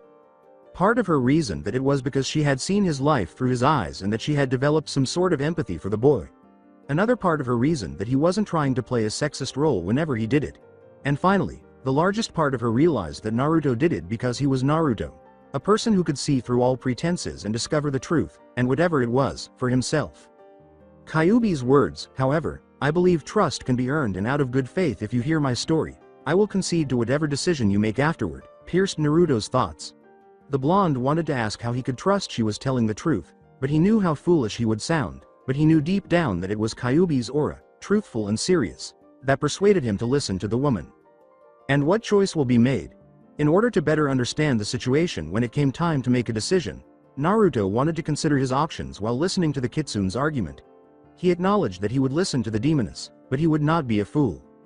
Whether to dissolve barrier between the chakra and Yuki current circulating throughout your brain, thus reconnecting your spirit to your mind and body, or if you think I'm untrustworthy, then you can finish us both and sacrifice yourself for the good of your village, Kyuubi explained, understanding how the young child must have heard the situation. If it seemed like she was using his death as blackmail to let her live, it would be even harder to convince him to trust her, but she knew what she was getting into, and besides, the Kyuubi always enjoyed a challenge. So, tell me, what will you explain? In a sense, it was Naruto's way of expressing his annoyance at the perceived situation Kyuubi had put him in, but Kyuubi could also tell it was Naruto's way of telling her that if that's what she was trying to say, she'd better do a damn good job of it, or else they would both be in Makai before either of them could blink. How you are a good demon, your reasons for attacking Konoha, or better yet, how you will grant me power beyond my wildest dreams, he deadpanned, then snorting slightly at his final remark. It's possible that all of those things can be explained in what I'm going to tell you, but it would be a grave mistake on your part to claim that those things cover the whole scope of my story. Actually, I am going to tell you about my biggest mistake in the history of the world as you know it, Kyuubi said, before Naruto gave him a puzzled look. How can I be persuaded to trust you by that? Telling me about your flaws would be detrimental to your objective, wouldn't it? Wondering if this was merely a game to Kyuubi, one that he might have already lost, Naruto asked accusingly. Kyuubi explained calmly, maybe, but experience has taught me that learning the faults of a person is one of the only ways to truly understand someone, and it takes true understanding to be able to completely trust someone. Taking Naruto's silence as a cue to start, Kyuubi started to transform the cell surrounding her to serve as a visual aid in retelling her story. The cracked cobblestones turned red once more, and Naruto found himself wrapped in an aura of blue once more, but this time, both he and the Fox Queen were visible, and Kyuubi stood just a few yards away but surrounded by the vast redness. That's what the red must have been, it was Kyuubi's chakra all along. Naruto concluded, and for once, he allowed awe to settle in his mind. He always knew he had large reserves, approaching the level most elite Jonin reached during their prime, but he was nothing in comparison to Kyuubi's ocean surrounding him. It was actually quite humbling, and it added to the Kitsune Queen's testimony about earning his trust, because surely a being of her power could have easily killed him with the seal's current state. The blonde raised an inquisitive eyebrow to the Yomi Queen when he realized that she was radiating an aura of pride mixed with satisfaction as well as her normal honesty. Oddly enough, Naruto didn't find it foreboding, because he got the odd feel that she was feeling that way because of him, and instead of being put on guard, the blonde relaxed as he listened intently to the red-headed woman's words. The boy's intelligence is expanding, or more accurately, the constant influx of chakra and Yuki in his body is starting to let his mind expand. His heightened intelligence is in fact his mind being able to process information normally, instead of struggling to churning out disjointed bits and pieces, Kyuubi thought, after once again noticing Naruto's thoughts. I am a perpetual chakra being who has taken on the form of flesh and blood in your realm, the Ningenkai. But prior to that, I was a creature of a different realm, the spirit realm Tenkai, a sentient and powerful spirit working for the High Lord Kami himself, Kyuubi said, as the Sea of Red changed into a perfect replica of Tenkai, with enormous trees that dwarfed the Konoha forest. Everything appeared clearer and cleaner, and everything around him seemed to be moving, beating, and existing in unison.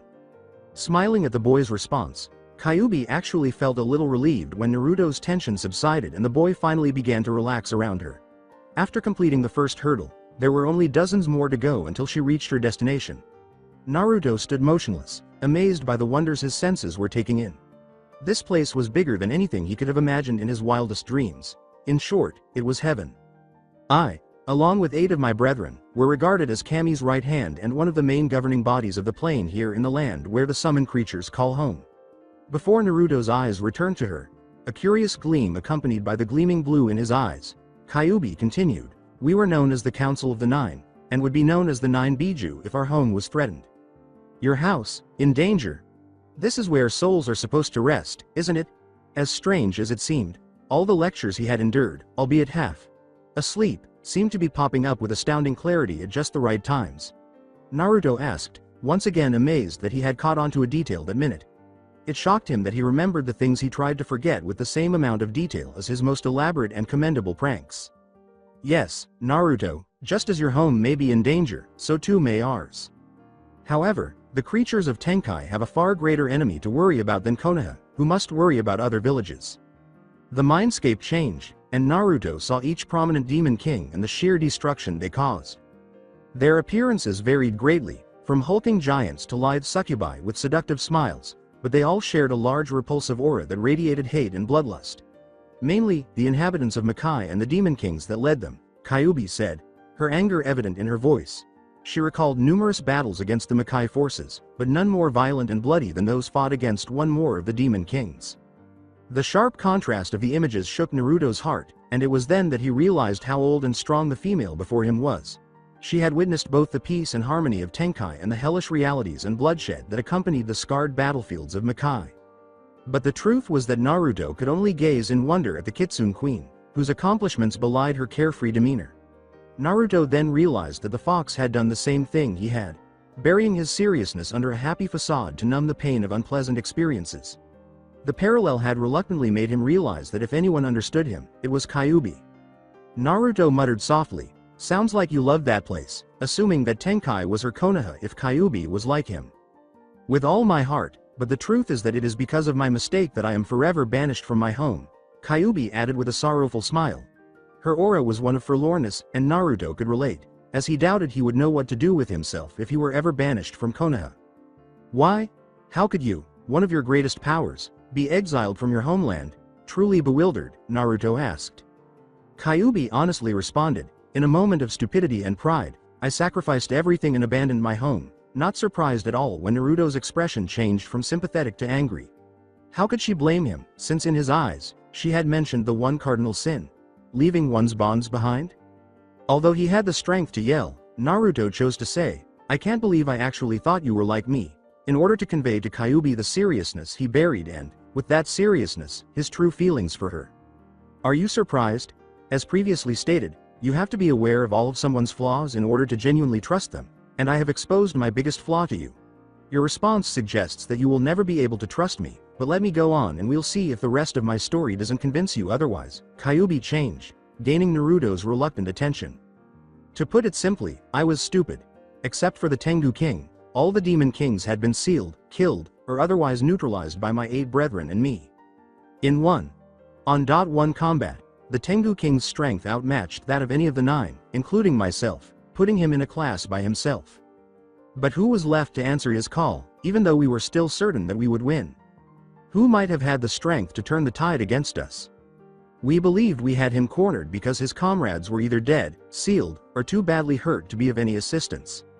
If the Tengu King was anything, he was cunning, and we had no idea that we were only acting out our unique parts in his bizarre puppet show." The young blonde was surrounded by the face of her greatest downfall as Kyuubi said, "He saw into our hearts almost as well as Kami himself, but then again, he was the first being in all of creation as well as the first to turn his back on Kami, an example we would, in our pride, soon follow." "So that is the Tengu King?" Naruto concluded as he stared into the cold, calculating eyes of a human male. Humanoid would have been a more accurate statement. The being's eyes were black like coal, and held a glint of sharpness within them that reminded the blonde of polished obsidian. His body, although lithe, was a tightly coiled massive of muscle that not only looked as if it could lift the heaviest of demons with ease, but could manage to make it look as graceful and effortless while doing it. Adorned on his back were proud wings that reached out as wide as he was tall, making him larger than he really was. Not that it mattered, seeing as his intimidating aura did it for him, for it managed to make the air around him seem as suffocating as water. Noting the beads on his neck, as well as the fan in one of his hands and the blade in the other, Naruto could only stare as the man lifted off the ground with the slightest flapping of his wings before hovering in front of the 9 Biju, gi flitting in the wind that his wings were producing. As Naruto listened carefully to the Demon King's words, Kyuubi went on. He called to the darkness in our hearts, playing to our pride and using our naivety to lead us to our destruction. The Demon King's tone was commanding and his voice was enticing, and before the 9 realized it, they were agreeing to his claims that they had managed Tenkai without Kami, that they didn't need his assistance, and that they were gods themselves. Despite our millennia of existence, we were essentially like children. We were too young to fully comprehend what was going on, so like the puppets we abandoned our ties and followed him to Makai in order to pursue a position that we rightfully believed to be ours. As the mindscape unfolded, Kyuubi concluded shamefully, we had no idea how wrong we were. The Tengu's prayer beads broke apart and circled around him as though possessed, and the 9 beads flashed with a blinding amount of Yuki before binding themselves into each of the respective Biju. Slowly, each of their heavenly forms started to corrupt into the demons they were known as to this day, each with its own tail and twisted by a power they really didn't comprehend. Thus came the Demon Biju and Kyuubi no Kitsune, the Yomi Queen. The Makai Tenkai War raged with renewed fervor following our defection. While Tenkai's forces had lost both their strongest frontline soldiers and their governing body, Makai had 9 new generals to lead their armies. As the results of that filled the mindscape, Kyuubi said, in the middle of the chaos, the Tengu king managed to create an opening in the barrier that blocked the war from spilling into Ningenkai, and thus the battle moved there as well. The earth itself was scarred from the clashing forces. The sky was black from copious amounts of residual Yuki flitting in the air, and the blood of the fallen pooled into the wounds, forever spoiling the ground beneath it. Ninjas were created during the chaotic age to shield the populace from the atrocities of the time. The woman was being truthful, even painfully so, and for the most part, her truth wasn't helping her case for why he should trust her. This was the era before hidden villages and records from this time have all been lost. I never suspected it would have started like this, Naruto said, considering how well that boded for Kyuubi's argument. At least initially, but as he listened to her more and more, he discovered that he could read the fox woman more and more easily, which made it harder and harder for him to despise her when he saw all the emotions that were flowing through her beneath each painful and shameful experience. It's true. For you humans, this was the era of warring states, when the demon race roamed Ningenkai virtually unchecked, murdering, pillaging, and ravaging the land with their taint. At this time, the human race was permanently changed as demon blood gradually started to permeate the human world, giving rise to the first Kekkei Genkai. Kyuubi explained, much to the blonde's surprise, that all the special abilities he observed in Konoha were directly related to some kind of demon.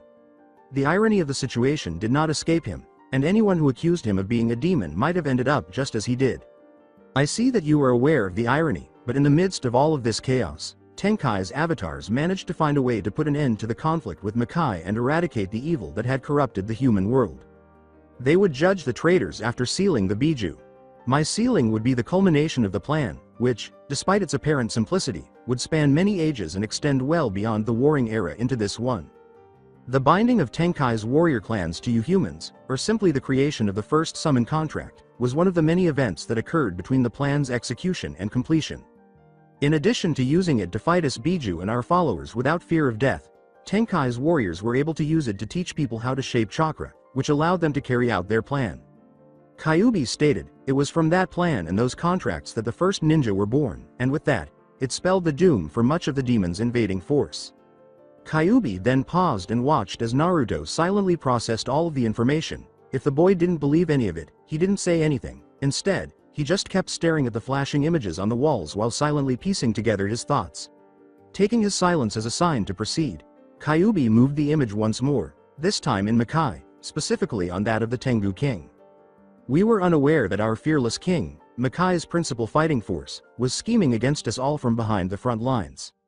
He knew that once the humans began calling the heavenly guardians to the human plane, Makai would have no chance of defeating Tenkai, no matter how much he pretended otherwise.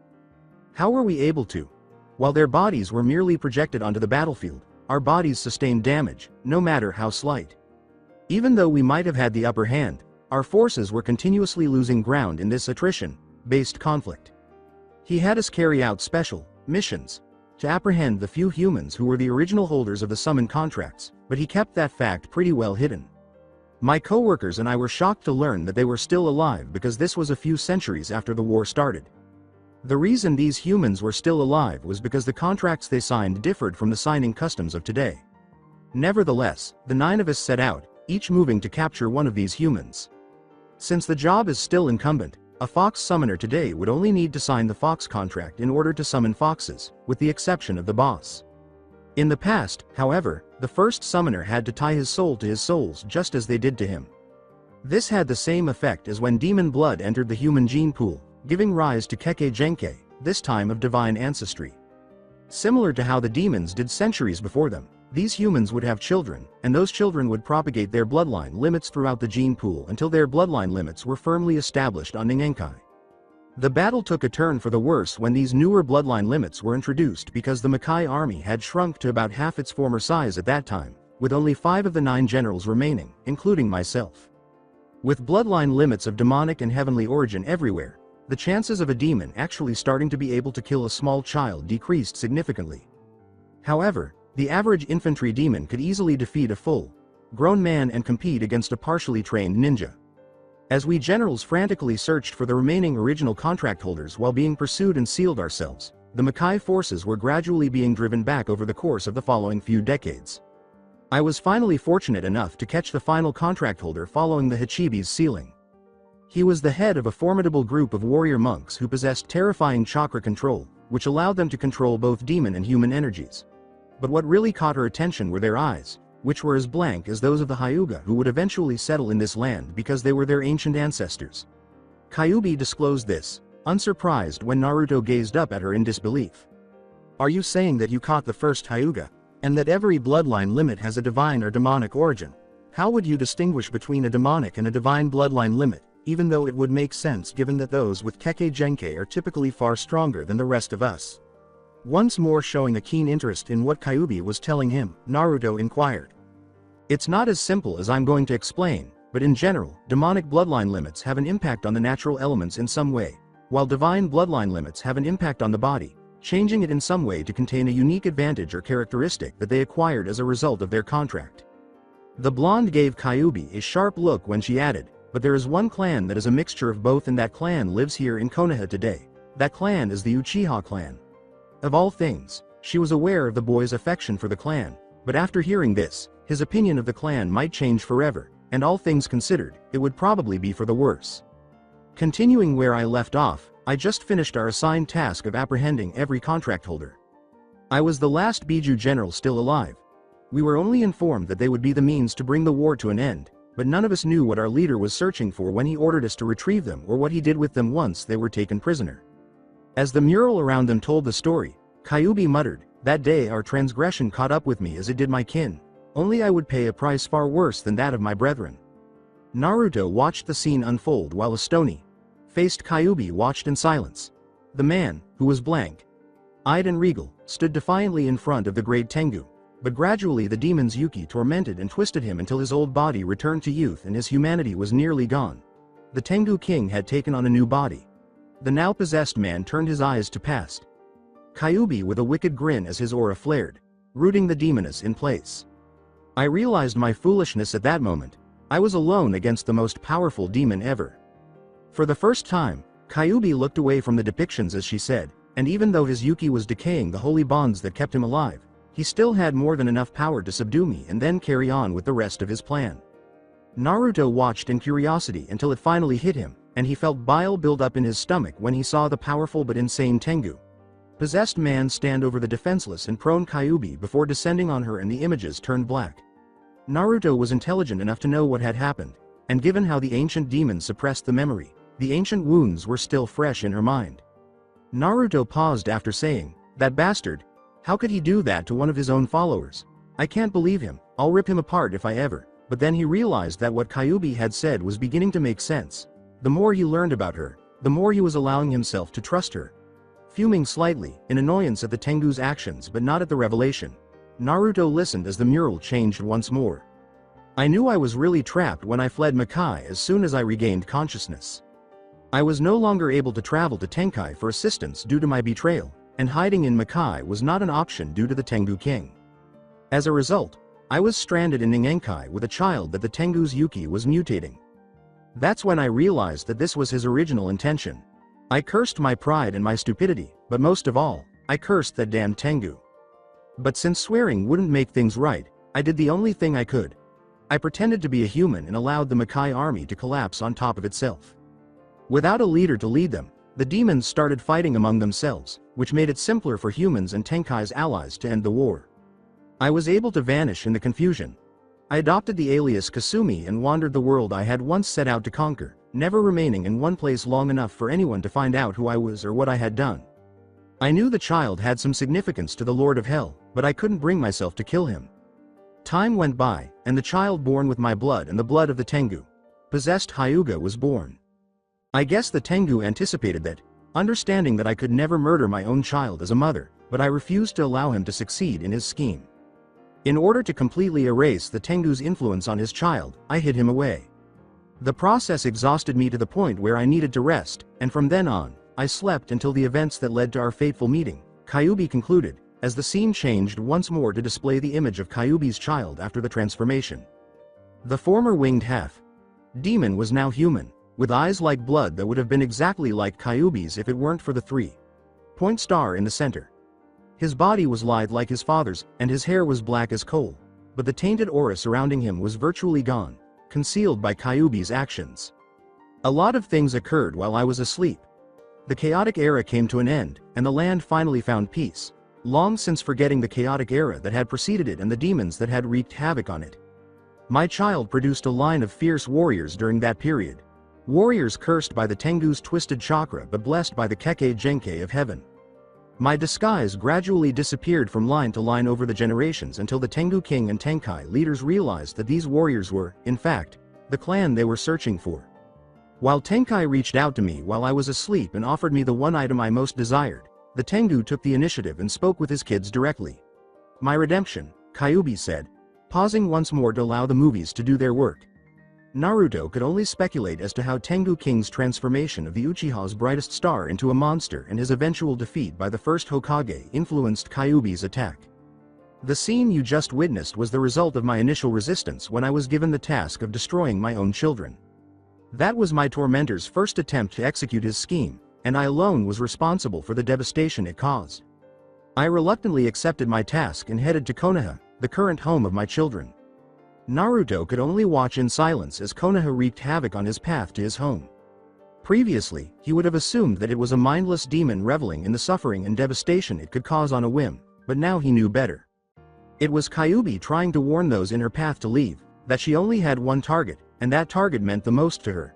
She avoided the attack, and Naruto thanked the fox in silence for saving him the sight of his home being destroyed.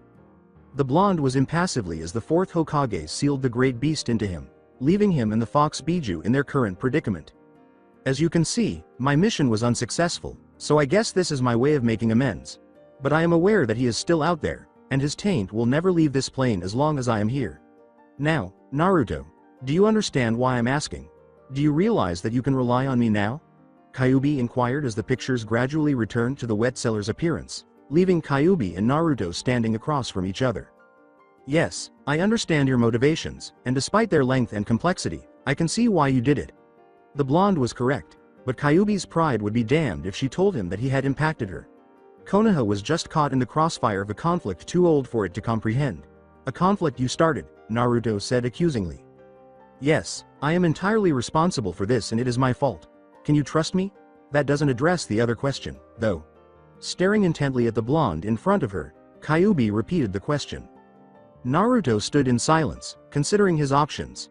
Either he could condemn both demons and see what would happen to the world without Kyuubi interfering anymore, or he could trust the one demon that caused most of the bloodshed and conflict in the world, whether it be his, demon, or heavenly. Naruto made his choice, and the mindscape went dark.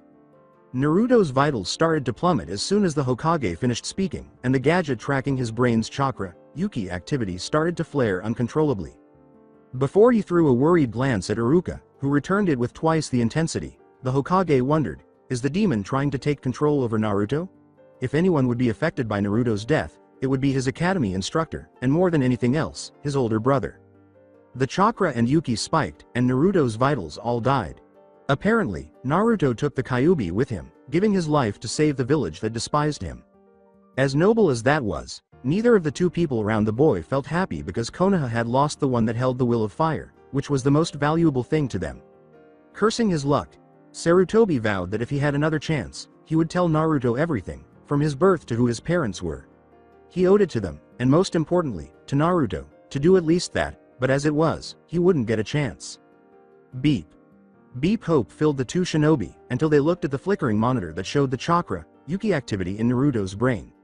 It had been nearly a minute since Naruto's vitals died, and now they were all beginning to come back to life, getting stronger and stronger with each passing moment.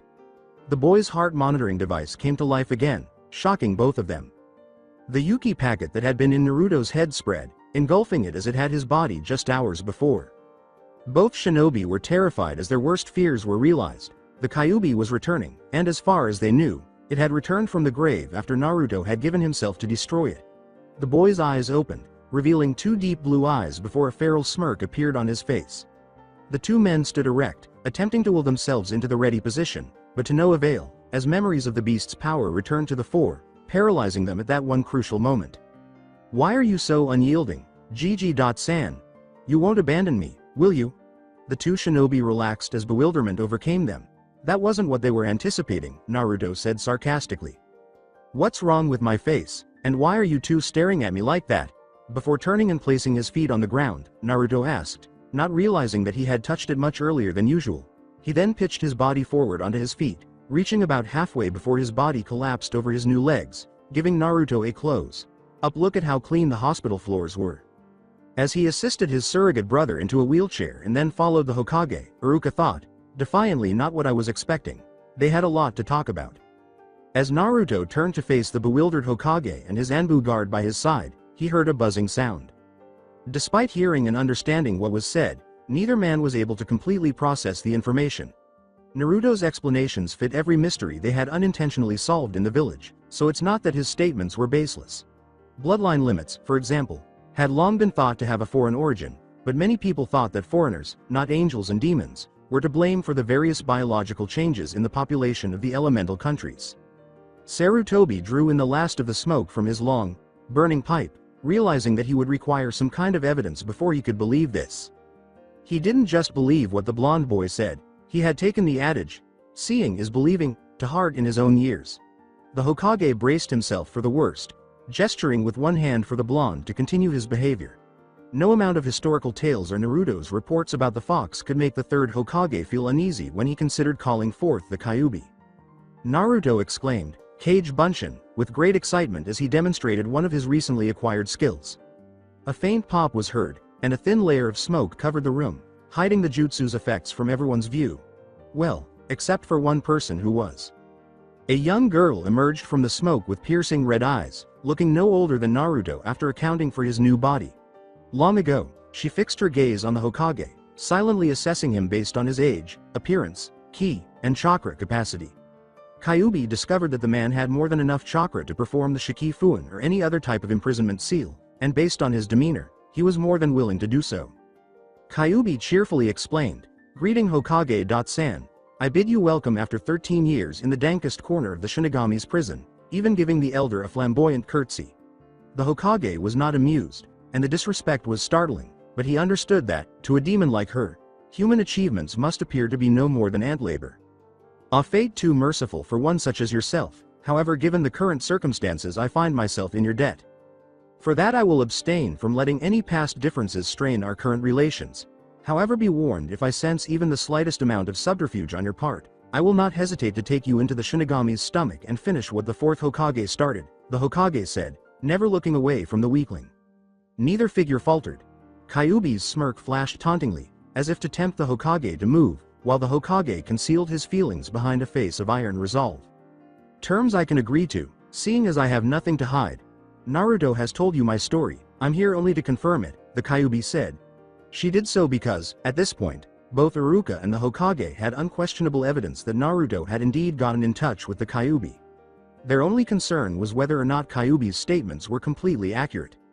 "You only destroyed half our village and blighted even more lives," Iruka spat angrily, speaking for the first time since Kyuubi's summoning.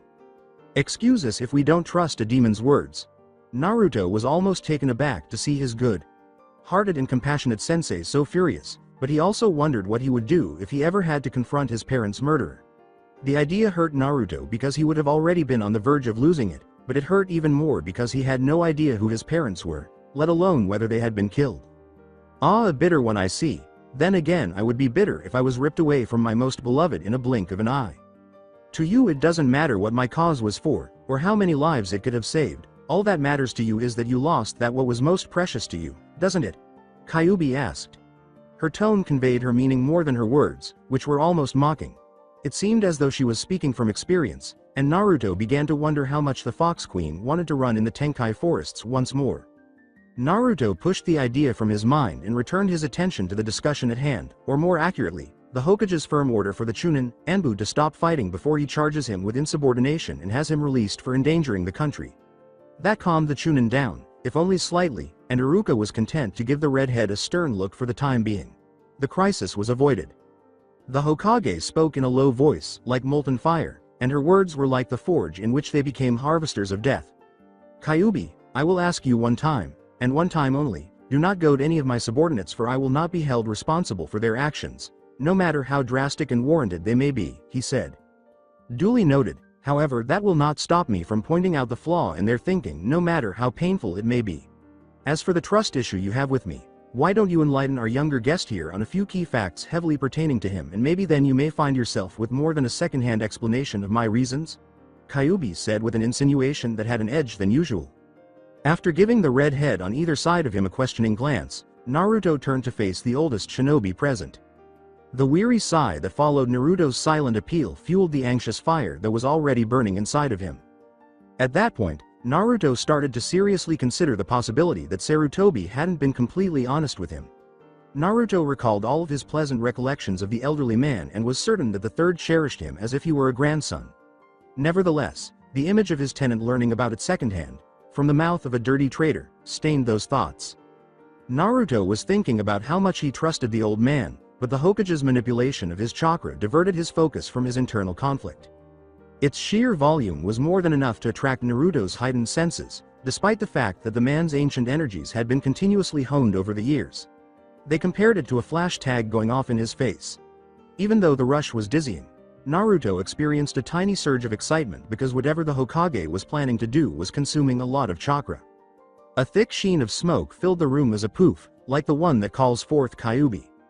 Naruto couldn't deny that his heart sank when he saw a dusty mahogany chest with gold fixtures and multiple compartments. He was half expecting an ancient weapon and half expecting a power summon to materialize. The elderly shinobi took out a scroll and lay on top of his desk while he watched Hokage peel back the wooden top and delve into the trunk's dark contents. The worn chest contrasted sharply with the immaculate scroll, and Naruto felt a kind of anxious excitement rising inside his chest. And when the Hokage looked him in the eye, that feeling only intensified. "Partly because I've always wished you'd never had to be ignorant of this knowledge, and partly because I myself am responsible for your ignorance," the Hokage began, his eyes never leaving blondes and his words coming straight from the heart. "Naruto, I have looked upon this day with torn emotions for as long as I've known you." Naruto started to speak, but the Hokage simply held up one hand before continuing. As the Hokage concluded, Naruto's face was the epitome of shock. "Naruto, you are the son of Minato Namikaze and Uzumaki Kushina, or as they are more commonly known as the fourth Hokage and the last lady of the Uzumaki clan," the master said. The Hokage could detect a strong pulse of sadness and a lot more from the swirl of emotions, even though he could read underlying levels of happiness in the boy's aura. Naruto came to the sardonic conclusion, "So they're dead, one sealed the Kyuubi in me, and the other during the attack. I guess that means they didn't abandon me," as he wondered how much he could miss strangers. How the relief of knowing who his parents were filled the void in his heart that had been there for 13 years was truly a wonder. That is, until he realized that he was really alone, and a bigger hole was created. The Hokage mumbled, his eyes dropping once more, "Naruto, believe when I say they loved you more than anything, well, almost anything, he had to know, even though he knew this would hurt the blonde." the Hokage was no longer able to find the strength to deceive the boy. Naruto practically yelled, "What the village? Gigi, if you think I'm bitter that my parents gave their lives for their home," before he bounded out of his wheelchair. For the first time since his accident, Sarutobi witnessed Naruto stand tall as his rage overcame the pain and uneasiness that filled his legs. The boy had grown out of his boyish body and into a man who resembled the fourth by at least 10 centimeters. Sarutobi had never seen a sight so terrifying in his life. He was witnessing the dead and the legacy of the greatest Hokage. Even though the sight was breathtaking, Sarutobi was still the Hokage, and he steeled himself and continued with purpose with remarkable willpower. To Naruto's dismay, the Hokage revealed, "No, you are far too selfless for something like that. No, the only thing your parents loved as much as you was your brother. And I pray that his spirit is at peace in the presence of Kami." The Hokage explained that he was the oldest of two, but the blonde could only stare blankly. That his mother and brother vanished during the assault, thought to have perished in one of the fierce, fueled fires that tore through the village. When Naruto realized he was missing another aspect of himself, all he could think was, it hurt. A piece that was his other half, exactly like him in every way. Naruto was relieved despite how painful and raw the information was, because he had finally figured out the answer to a question that had been bothering him for as long as he could remember. Finding out as much as he could about the people he would never meet was now his only task. In an almost ravenous search for comfort, Naruto questioned, "Is there anything else? What of my mother's family, and my father's?" When Sarutobi noticed a genuinely joyful light flicker in Naruto's eyes at the mention of his father's family, he said with a slight smile, "Your mother's relationship with her family was strained to say the least. You'll probably want to hear about that from her if anything, but your father's family, well, they're just as famous as him, if not more so." To the wide-eyed heir's surprise, Sarutobi disclosed, "As a Namikaze, you are one of the direct heirs to the Senju family, in particular the second Hokage. Who is your father's grandfather and your great-grandfather?" "You're telling me that both my father and his grandfather were Hokages?" Naruto cried with a look of excitement in his eyes. Naruto jumped up and sang a series of praises to the heavens after Sarutobi simply nodded. None of them had the courage to invite the blonde inside, so they all watched in silence as he continued to cheer. But gradually, the blonde settled down, concluding that his family knowledge was more important than his ancestry. After a final, "Hooray," Naruto questioned, "But how come my father's name is Namikaze when the second had the last name Senju?" The answer comes from the complex relations that all clans such as yours must endure, but for time's sake I will make this short. Your great-grandfather and great-granduncle, the first and second and first Hokages respectively, were of the same clan. And that said clan had two branches. One your great-granduncle headed was the one that controlled the growth of trees, while your great-grandfathers had complete dominance over the forces of water and wind. Upon coming to Konoha the two branches split, and thus the name Namikaze was coined to honor your family's skills. However, that is not to say Senju blood doesn't flow within you. No, that rich blood that courses within you is shared with some of the greatest shinobi on this continent. The Hokage had finished, and more proud of his heritage. Naruto had a name worth having if everyone in his father's family were half as many as he and his grandfather were. Naruto's thoughts, however, returned to his mother's family and the terms Sarutobi had used to characterize her relationship with them after he realized what that meant. His once happy face was marred by a frown as he considered the possible meaning of that, but he knew that until he heard from his mother, as the old man had previously stated, he would not be able to obtain a definitive response. When the endless dead ends got to be too much for Naruto to bear, he finally asked, "So what of my mother's family?" Sarutobi gestured to the scroll and said, "This will explain it far better than I ever could." Although he wasn't the most intelligent student, Naruto was aware of when scrolls needed a blood sacrifice, and this one appears to require one. Before the taste of copper filled his mouth, Naruto was dimly aware that his new canines were much sharper than his previous set, and he whipped his thumb along his row of pearly whites, allowing the scroll's priceless lifeblood to spill out, illuminating the spotless canvas with red symbols. Numerous sealed sections surrounded a central seal array that was subtly pulsing with power as the scroll unraveled. As Naruto ran his bloodied hand over the central array, he watched in wonder as it came to life and his parents appeared as a light array. From the light show, a joyful, smooth baritone exclaimed, "If you're reading this, then you are of my and your mother's blood, so to whomever you are, hello from the dead." Naruto was too captivated by the sound of his father's voice to pay attention to anything else in the room, and he didn't question how exactly sound could be produced from light. It was exactly what he had envisioned, but it was also so much more. Something about Minato, something unreadable, calmed Naruto's mind, even though he knew deep down that his silly sense of humor was a part of his prankster ways. Naruto only knew that this man was his father and that he was more than he had ever imagined, but perhaps the underlying love in the man's voice drove away all of his anxieties. Another voice interrupted, "Don't be stupid, we aren't dead yet," as his mother's body nudged his father's. Naruto could tell the woman had a temper just by that little act, and he knew that's probably where he got his own. Naruto wondered if the warm sensation that enveloped him as he gazed into her eyes was the sensation of a mother's love as he watched the lovely figure turn its gaze on him. They seemed to be right there with Naruto, accepting it as simply that a genuine smile appeared on his face.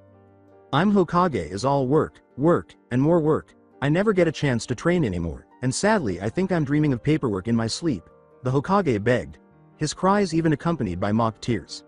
I know dear, but can't I just have a little fun?" It was amusing, if not illuminating, to see his father, the greatest Hokage, be reduced to a beseeching child. This heightened Naruto's interest in hearing their opinions. Kushina practically yelled, "Well, then start using shadow clones like Sarutobi suggested. I know you'll have to deal with the memory of the work, but you get to train at least," following some lightheartedness between his parents. His father's "brilliant" was barely audible to Naruto before his blue eyes turned back on him. The Hokage smirked and put his arm around his wife's shoulder before saying, "Sorry you had to see that, but the station of Hokage has made me even more of a scatterbrain than usual. I guess they are bigger shoes to fill than I had originally thought, something I'm sure you're familiar with now that you know exactly where you've come from." Although the woman did a commendable job of concealing her blush, the beautiful glow still radiated from her body. At that point, Naruto admitted that his mother was actually carrying him. The idea was both thrilling and terrifying. It was like imagining what might have happened to him if events had not transpired as they did. His parents' smile, however, made him feel better once more because it was clear that they were in love and even more so that they were proud of the child they had together. This made Naruto feel more at ease than even the best bowls of his favorite ramen. Kushina said, "Well, not exactly, there is my family," as her eyes filled with tears. Naruto felt something stirring inside of him, and for a moment he thought he was angry, but he saw his father's reaction and knew it was anger. "No, those people are not your family. They're just shallow ingrates, who just happened to give me the greatest gift of my life," Minato passionately replied. When Naruto noticed the protectiveness in his father's eyes, he understood what had agitated him. The blonde grinned and attributed it to yet another resemblance between them. Kushina countered, her eyes glinting with a serious edge and her tone solemn. "Yes they are, but I still carry their blood and so will all our children, so they must know where they come from," she said. As his wife went on to clarify what she meant, Minato simply nodded. The Uzumaki clan is the governing body of the small country of Uzu. Found along the coasts near the mist, this country relied on the strength of its clan to provide them with both military strength and commerce. Their ultimate weapon and commodity, seals, Kushina said with a reserved tone. She seemed to be reading aloud from a text. When she talked about her home, there was no pride in her voice, only a bleak emptiness where pride ought to have been. And Naruto was even more shocked by what he heard next than he was when he discovered that his mother had no love for her native country. Uzumaki seals are of a special breed, usually far more complex and complicated than those seen around the elemental countries solely for the fact that Uzumaki can interpret seals on a higher level of understanding, mainly due to our private Kekkei Genkai, the Saishogun, 1. To you reading this, you are indeed an inheritor of this bloodline limit and have already opened the first stage, the ability to control your 8 celestial gates instinctively. Be warned, though this power does not come without a price. You can open all of the gates, but if you are to cross the threshold of the final gate you will die like any other shinobi. Kushina concluded that the light array then started to flicker, but before it faded away, the two fake parents gave their orphan son one final tender look before vanishing into thin air. There are many more messages have sealed for you in this scroll along with various other, more personal, scrolls. All of which are kept safe within your family's trunk, and will be available to you at any time, Sarutobi said after a brief silence. The blonde merely nodded his head while he kept gazing into the void left by his parents' memories. Hokage found himself waiting for Naruto to speak as the blonde's eyes gradually returned to Sarutobi. As a result of all the emotions that were brewing beneath the surface of his control, Naruto croaked out, "Thank you, that meant a lot to me," his throat closing. The Hokage looked at Kyuubi and said, "You are welcome, Naruto-kun. However, before you go there is still the matter of your tenant's story that we must go over." He had initially intended for this encounter to be between Naruto and Naruto alone, but due to unforeseen circumstances, Kyuubi also had to be present to witness that scene. The Hokage could only speculate as to what was going on behind the fox demoness's whirling red eyes, but he had a gut feeling that the woman would not hurt the child in front of them. Even after Kyuubi's actions and Naruto's recounting of the truth, he was still baffled by her motivations. As she showered the room with her Yuki, Kyuubi remarked, "Very well, Hokage-san. You have fulfilled my request and now it is time for me to fulfill yours." The amount of Yuki she could access in her proxy body was limited, like a drop in a thunderstorm, but it was still sufficient to project her thoughts onto the walls in image form, just like she had done for Naruto previously. Kyuubi then started to reenact the scenes after filling the room with her power, and her story resumed. The Hokage could let out a sigh as his mind was overflowing with ideas. Through Kyuubi's eyes, he had witnessed the precise beginnings of Konoha's most dreaded day. Although everything made sense in light of what Naruto had previously explained, witnessing it firsthand was an entirely different experience. Even the Hokage couldn't deny that his disdain for the Fox Queen had diminished, albeit only marginally, as the sights evoked far more feelings than words could. As best he could, the time-tested Hokage evaluated the situation, drawing on his extensive knowledge. "So what are your intentions now?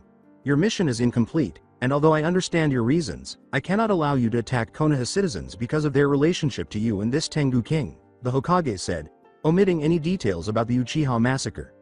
This would be the woman's final test, and if she passed, he might be able to help her. "My intentions are to help Naruto as much as I can. As of now, he is the only one with any possible chance of defeating the Tengu threat should the need arise.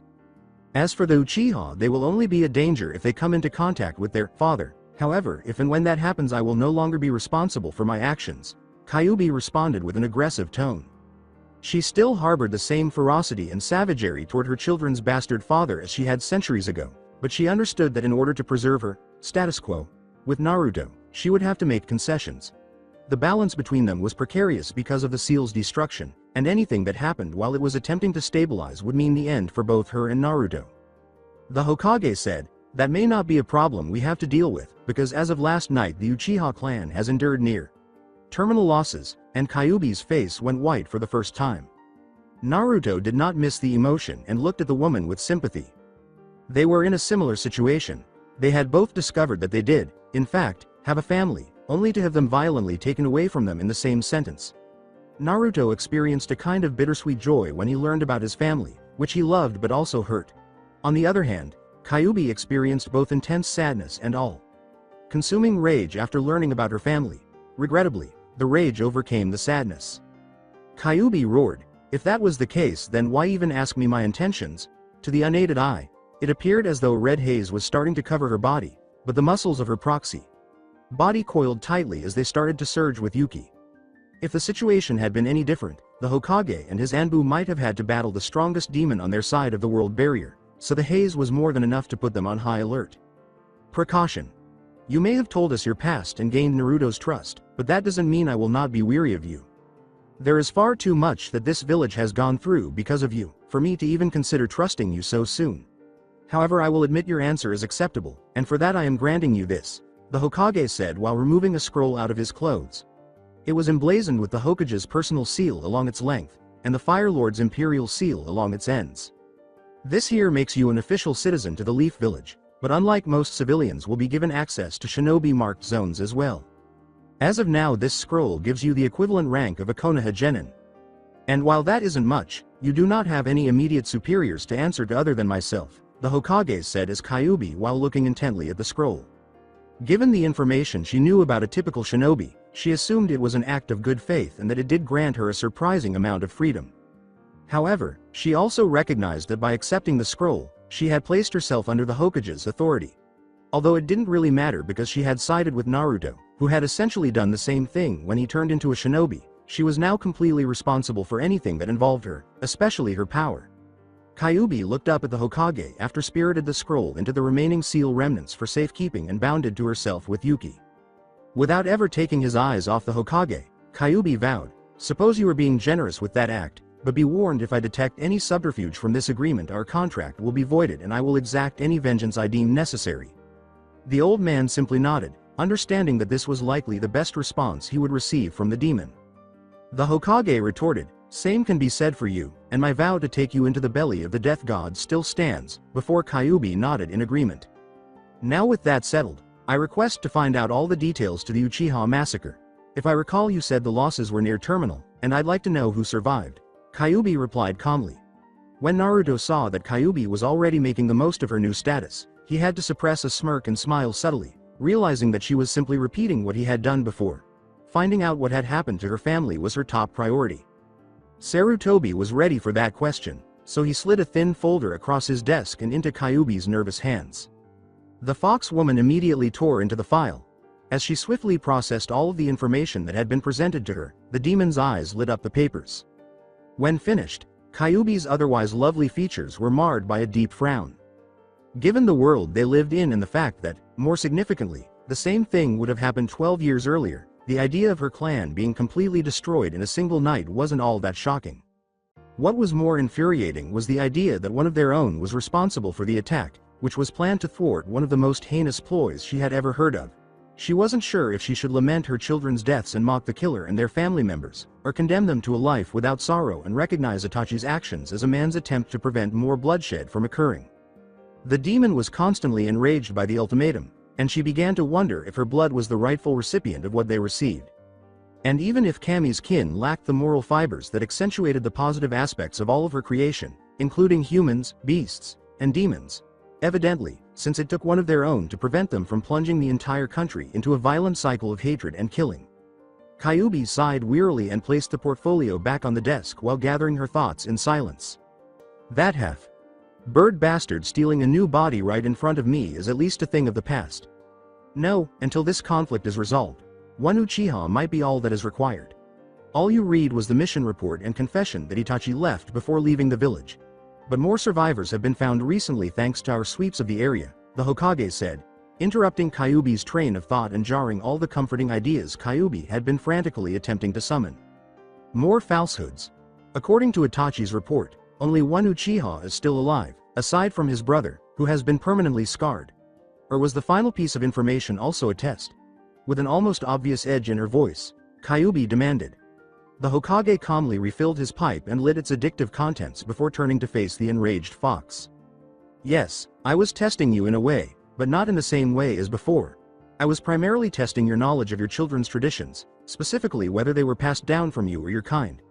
The Hokage clarified, his features obscured by a smoky halo, but it appears that's not the case, so I will tell you one, and my interpretation of what Itachi could have meant. What might that be? Impatiently, Kyuubi shot back. Before being accepted as an adult, it is customary for young Uchiha to complete a C-rank ninjutsu as a rite of passage. In this way, the unworthy are weeded out and all clan members are at least familiar with shinobi techniques. Although Kyuubi could honestly say she had never heard a human use strength to determine pedigree, she could easily draw a parallel between demonkind tests and the trials.by. Fire, the Uchiha use. The Hokage explained. The survivors are all too young to have taken the Uchiha rite of passage, and are thus no recognized as Uchiha yet. The mere thought of it sent shivers down her spine, and Kyuubi was almost certain that the Uchiha were her children. But the boy's behavior keeps confusing me. He was clearly not working alone, and while I do have some suspicions about the attackers, I am certain that they had no intention of leaving anyone alive except Sasuke. That would imply that Itachi disregarded a clear directive by sparing these kids, which begs the question, what was his exact goal? The Hokage uttered a thought. As hard as it was for him to believe that Itachi had killed his clan in the middle of the night, Naruto also knew that the Hokage would never lie about something this serious. Maybe he missed the children, or Kami.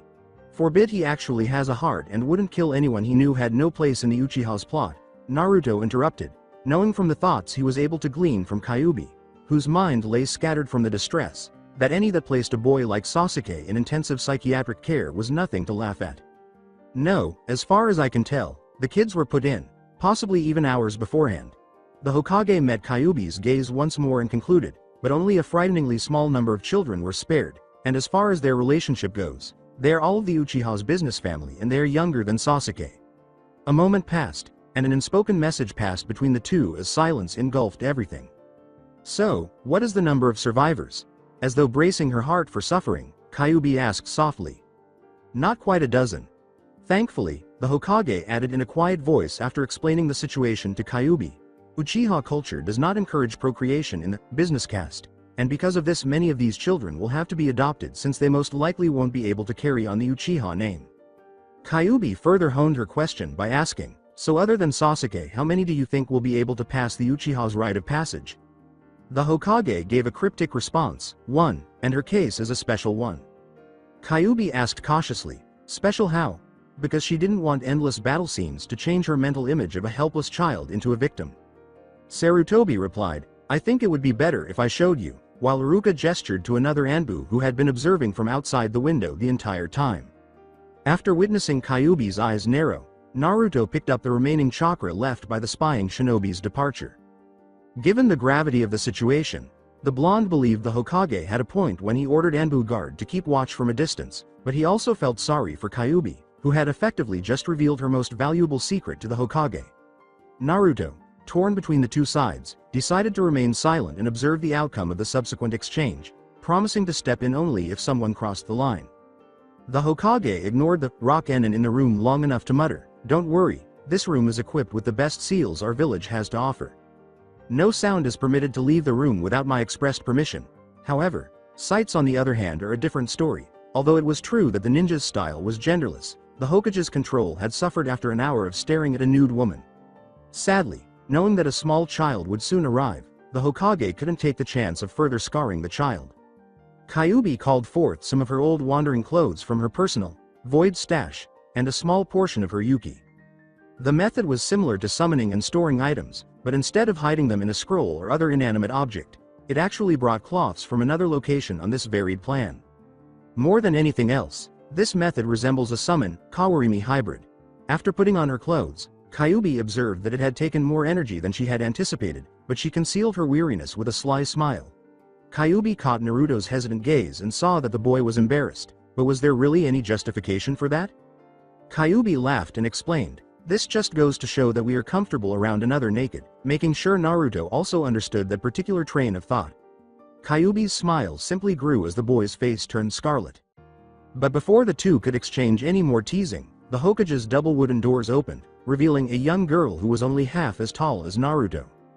There was nothing unusual about the girl. On the left side of her head, her long ponytail was secured in a deep brown ponytail. She wore a fuchsia jacket over her clan robes, which surprisingly matched her dark ninja sandals and blue robes.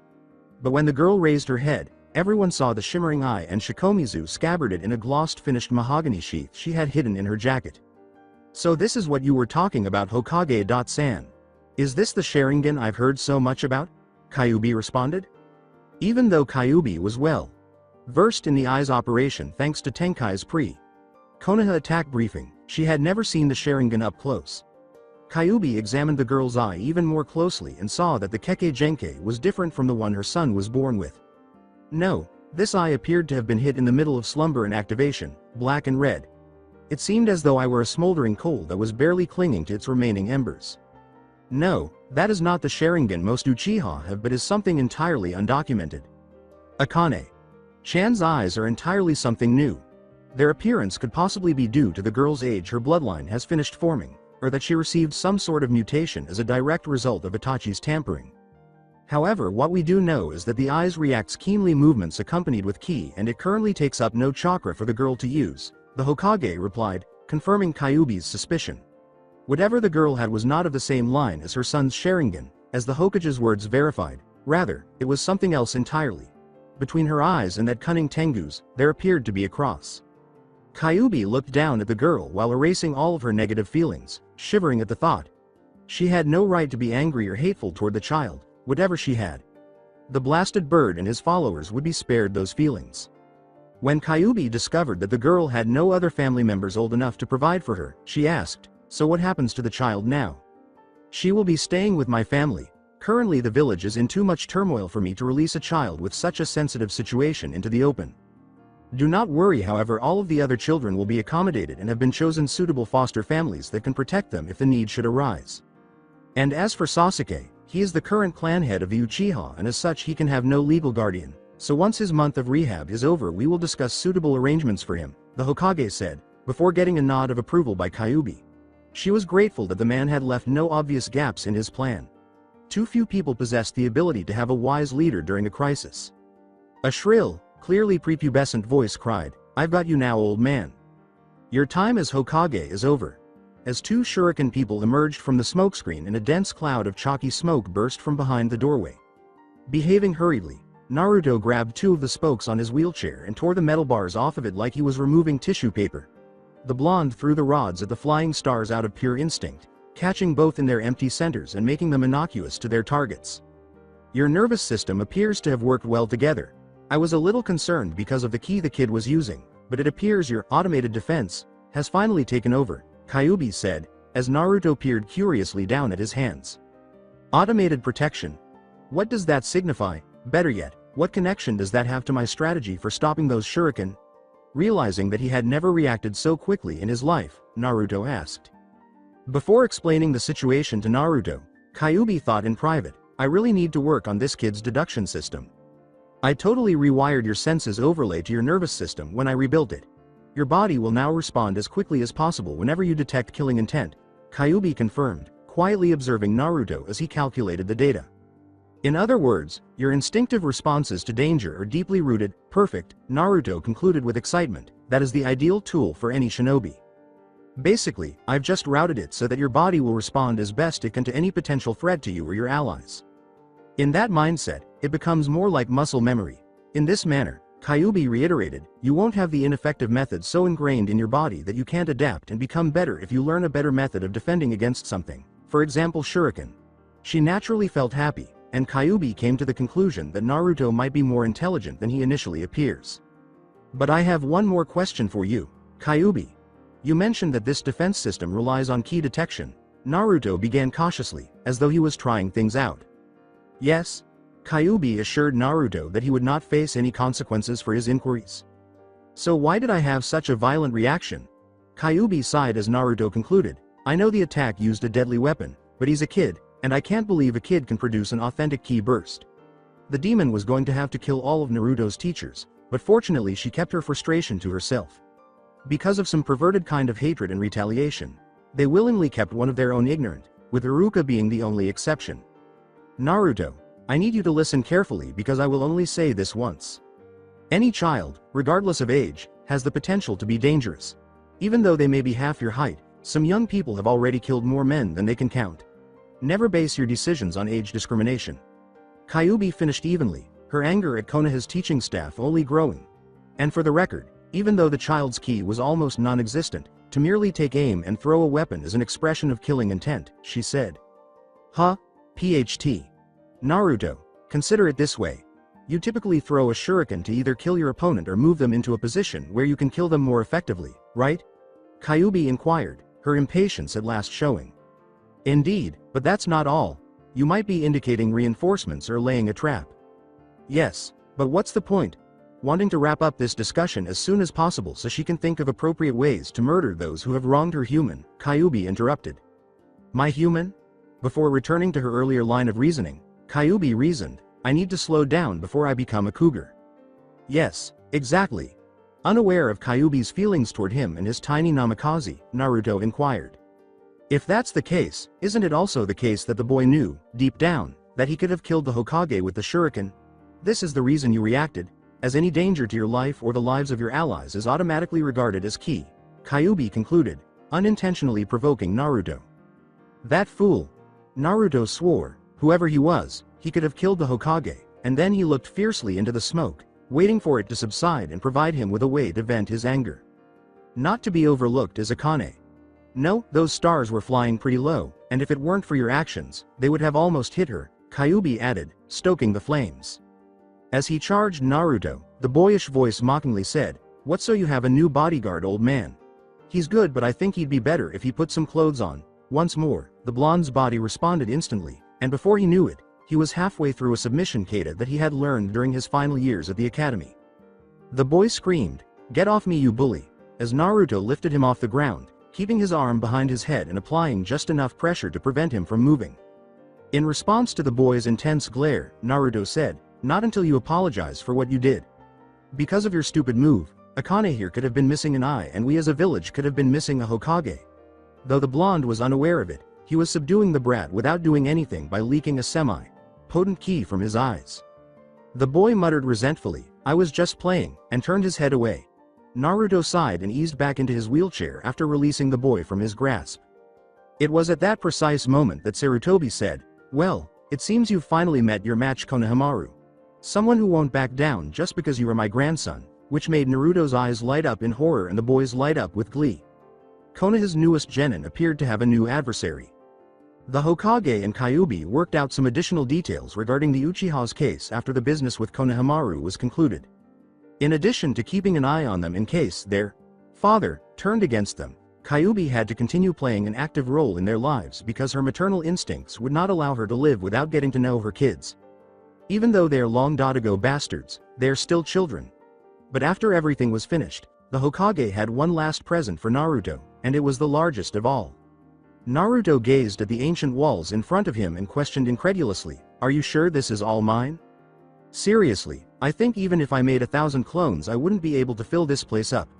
The Namikaze estate actually predated Hyuga estate and was just as old as the Senju estate, which is now the Hokage's tower. The clan head's residence was housed in a grand building that was connected to 4 main houses. In an emergency, that house alone could house dozens of people, and the complex was designed to give villagers a safe haven in the event of an attack. Naruto gazed in wonder at the celestial gardens that encircled his ancestral home after he had passed through the intricate walls. It seems that his family's namesake had been used for more than just their jutsu. Water flowed from the tops of buildings into the surrounding flora in a timely, almost clockwork-like fashion, making the design unique. As he gazed at the wonder that unfolded before him, Naruto's definition of beauty was irrevocably changed. He never once questioned how precisely everything continued to function after more than 10 years of carelessness. By the name of Kami, the ancient, hanging gardens, too. Not knowing that her surprise had made her thoughts readable to Naruto through their soul link, Kyuubi thought cryptically, "No, these aren't those gardens, this is something else entirely." The marvel in front of them was older than anything seen in this era. In fact, Kyuubi had believed that all architecture of this complex had been lost during the era of chaos, when the demon horde was relentlessly purging the area. It goes without saying that anything that even vaguely resembled anything that magnificent was a priceless wonder of the world. Despite Kyuubi's admiration for the work's beauty, she couldn't help but be bothered by these coincidences. No Namikaze Naruto, who was Uzumaki? And why, out of all the people in the world, was she placed inside him? She didn't know why, but something felt off. Naruto had fallen in love with the house he planned to make his home after taking a single, extensive tour of the main building because it would take too long and be a waste of time to explore all the other houses. From the well-stocked kitchen to the numerous hot springs scattered throughout the house that fed into a single master spring in the middle of the hanging gardens, everything about the house was ideal. Naruto's thoughts strayed from the one book he had actually read and remembered the library that holds a vast amount of knowledge, distracting him from the different scenes that came to him because of a certain orange little book. Information he would be certain to know because of a small tactic he liked to refer to as his trump card. As they took their seats in the clan meeting room, Naruto smiled menacingly. Sarutobi jokingly said, "Now Naruto, I hope you've enjoyed the tour around the house and everything is to your liking." Naruto simply nodded firmly to the older man before returning to his cunning. "And nobody will be safe in this palace of a safe house," dramatically, Naruto thought, causing Kyuubi to raise an eyebrow. While the Hokage watched in silence, attempting to interpret the unspoken words that flow between the two, Naruto simply scratched the back of his head and gave the foxwoman a sheepish smile. The Hokage brushed his hands across a seal on the table and mentioned, "I'll take that as a yes, therefore I proceed with the next part of your parents' will," as his family chest from earlier materialized over the seal. The Hokage opened the chest's top once more and observed Naruto carefully removing 2 objects from its enigmatic contents.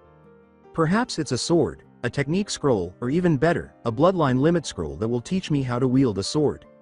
Ignoring Kyuubi's expression as his body throbbed with nervous energy, Naruto thought excitedly. However, Sarutobi's finds were a cloak and a pair of gloves rather than a sword or scroll, which was unfortunate for the blonde. Naruto felt a little saddened by the realization, but he quickly overcame it by resolving that if they were something his parents had left him, then it was something worth having. When the elder shinobi saw Naruto's face light up with pride and admiration, he explained, "These Naruto are 2 of your parents' most treasured possessions, and for their directions they are now yours. The gloves are a gift from the Sandame Cage when your father went to the Suna as my envoy. They were originally intended to be a gift for the 4th Cage, but your father impressed the Sandame so much that he deemed him more worthy of these gloves than his own predecessor." In the blonde's eyes, The gloves had transformed from a misplaced relic to a precious artifact since they were the only tangible connection between him and his father besides his appearance or blood. Naruto grasped the Akru gloves and slid his hands into them after glancing over the immaculate padding. Naruto swore he could still feel the impression his father's hand had left on him, even though he was certain the gloves had not been worn in over 10 years. The gloves, for want of a better term, fit like a glove. The sensation was simultaneously reassuring and refreshing. Naruto saw the faintly glowing gems on the back of his gloves as soon as they were fitted over his waiting hands. The man gave the Hokage a curious glance, then simply grinned and said that his gloves were worth more than his home because of those stones, called Keizeshi.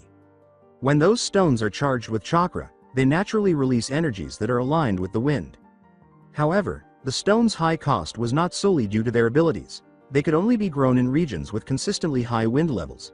Since miners couldn't typically access these locations, deep ravines and hollowed-out caves in wind country, the low supply stood in stark contrast to the high demand. But in front of his eyes, Naruto's gloved hands held 4 identical Keizeshi stones set in a diamond array. All as a gift from the Kage to his father. Naruto's gaze strayed from his newest accessories and returned to his mother's gift, his second present. Naruto reached for the cloak, but to his surprise, it hung perfectly at his ankles rather than brushing against the ground. As soon as he fastened the cover around his neck, Naruto saw that the non-reflective metal that held this cloak around his neck now had the same spiral design that had been on the back of his favorite jumpsuit. That is the Uzumaki spiral, a mark your mother wore with great pride and dignity even though she had her difference with her family. Incidentally, that is the same mark you wore on the side of your jacket, and like your mother I've always believed you carried that mark with pride and dignity, despite your ignorance of its meaning, the Hokage replied to Naruto's unanswered. Although the Hokage's remarks flattered Naruto, he couldn't help but feel a little resentful of the elderly man for keeping him in the dark about his ancestry for so long. He knew it to be true, but it was a somber realization he didn't want to face.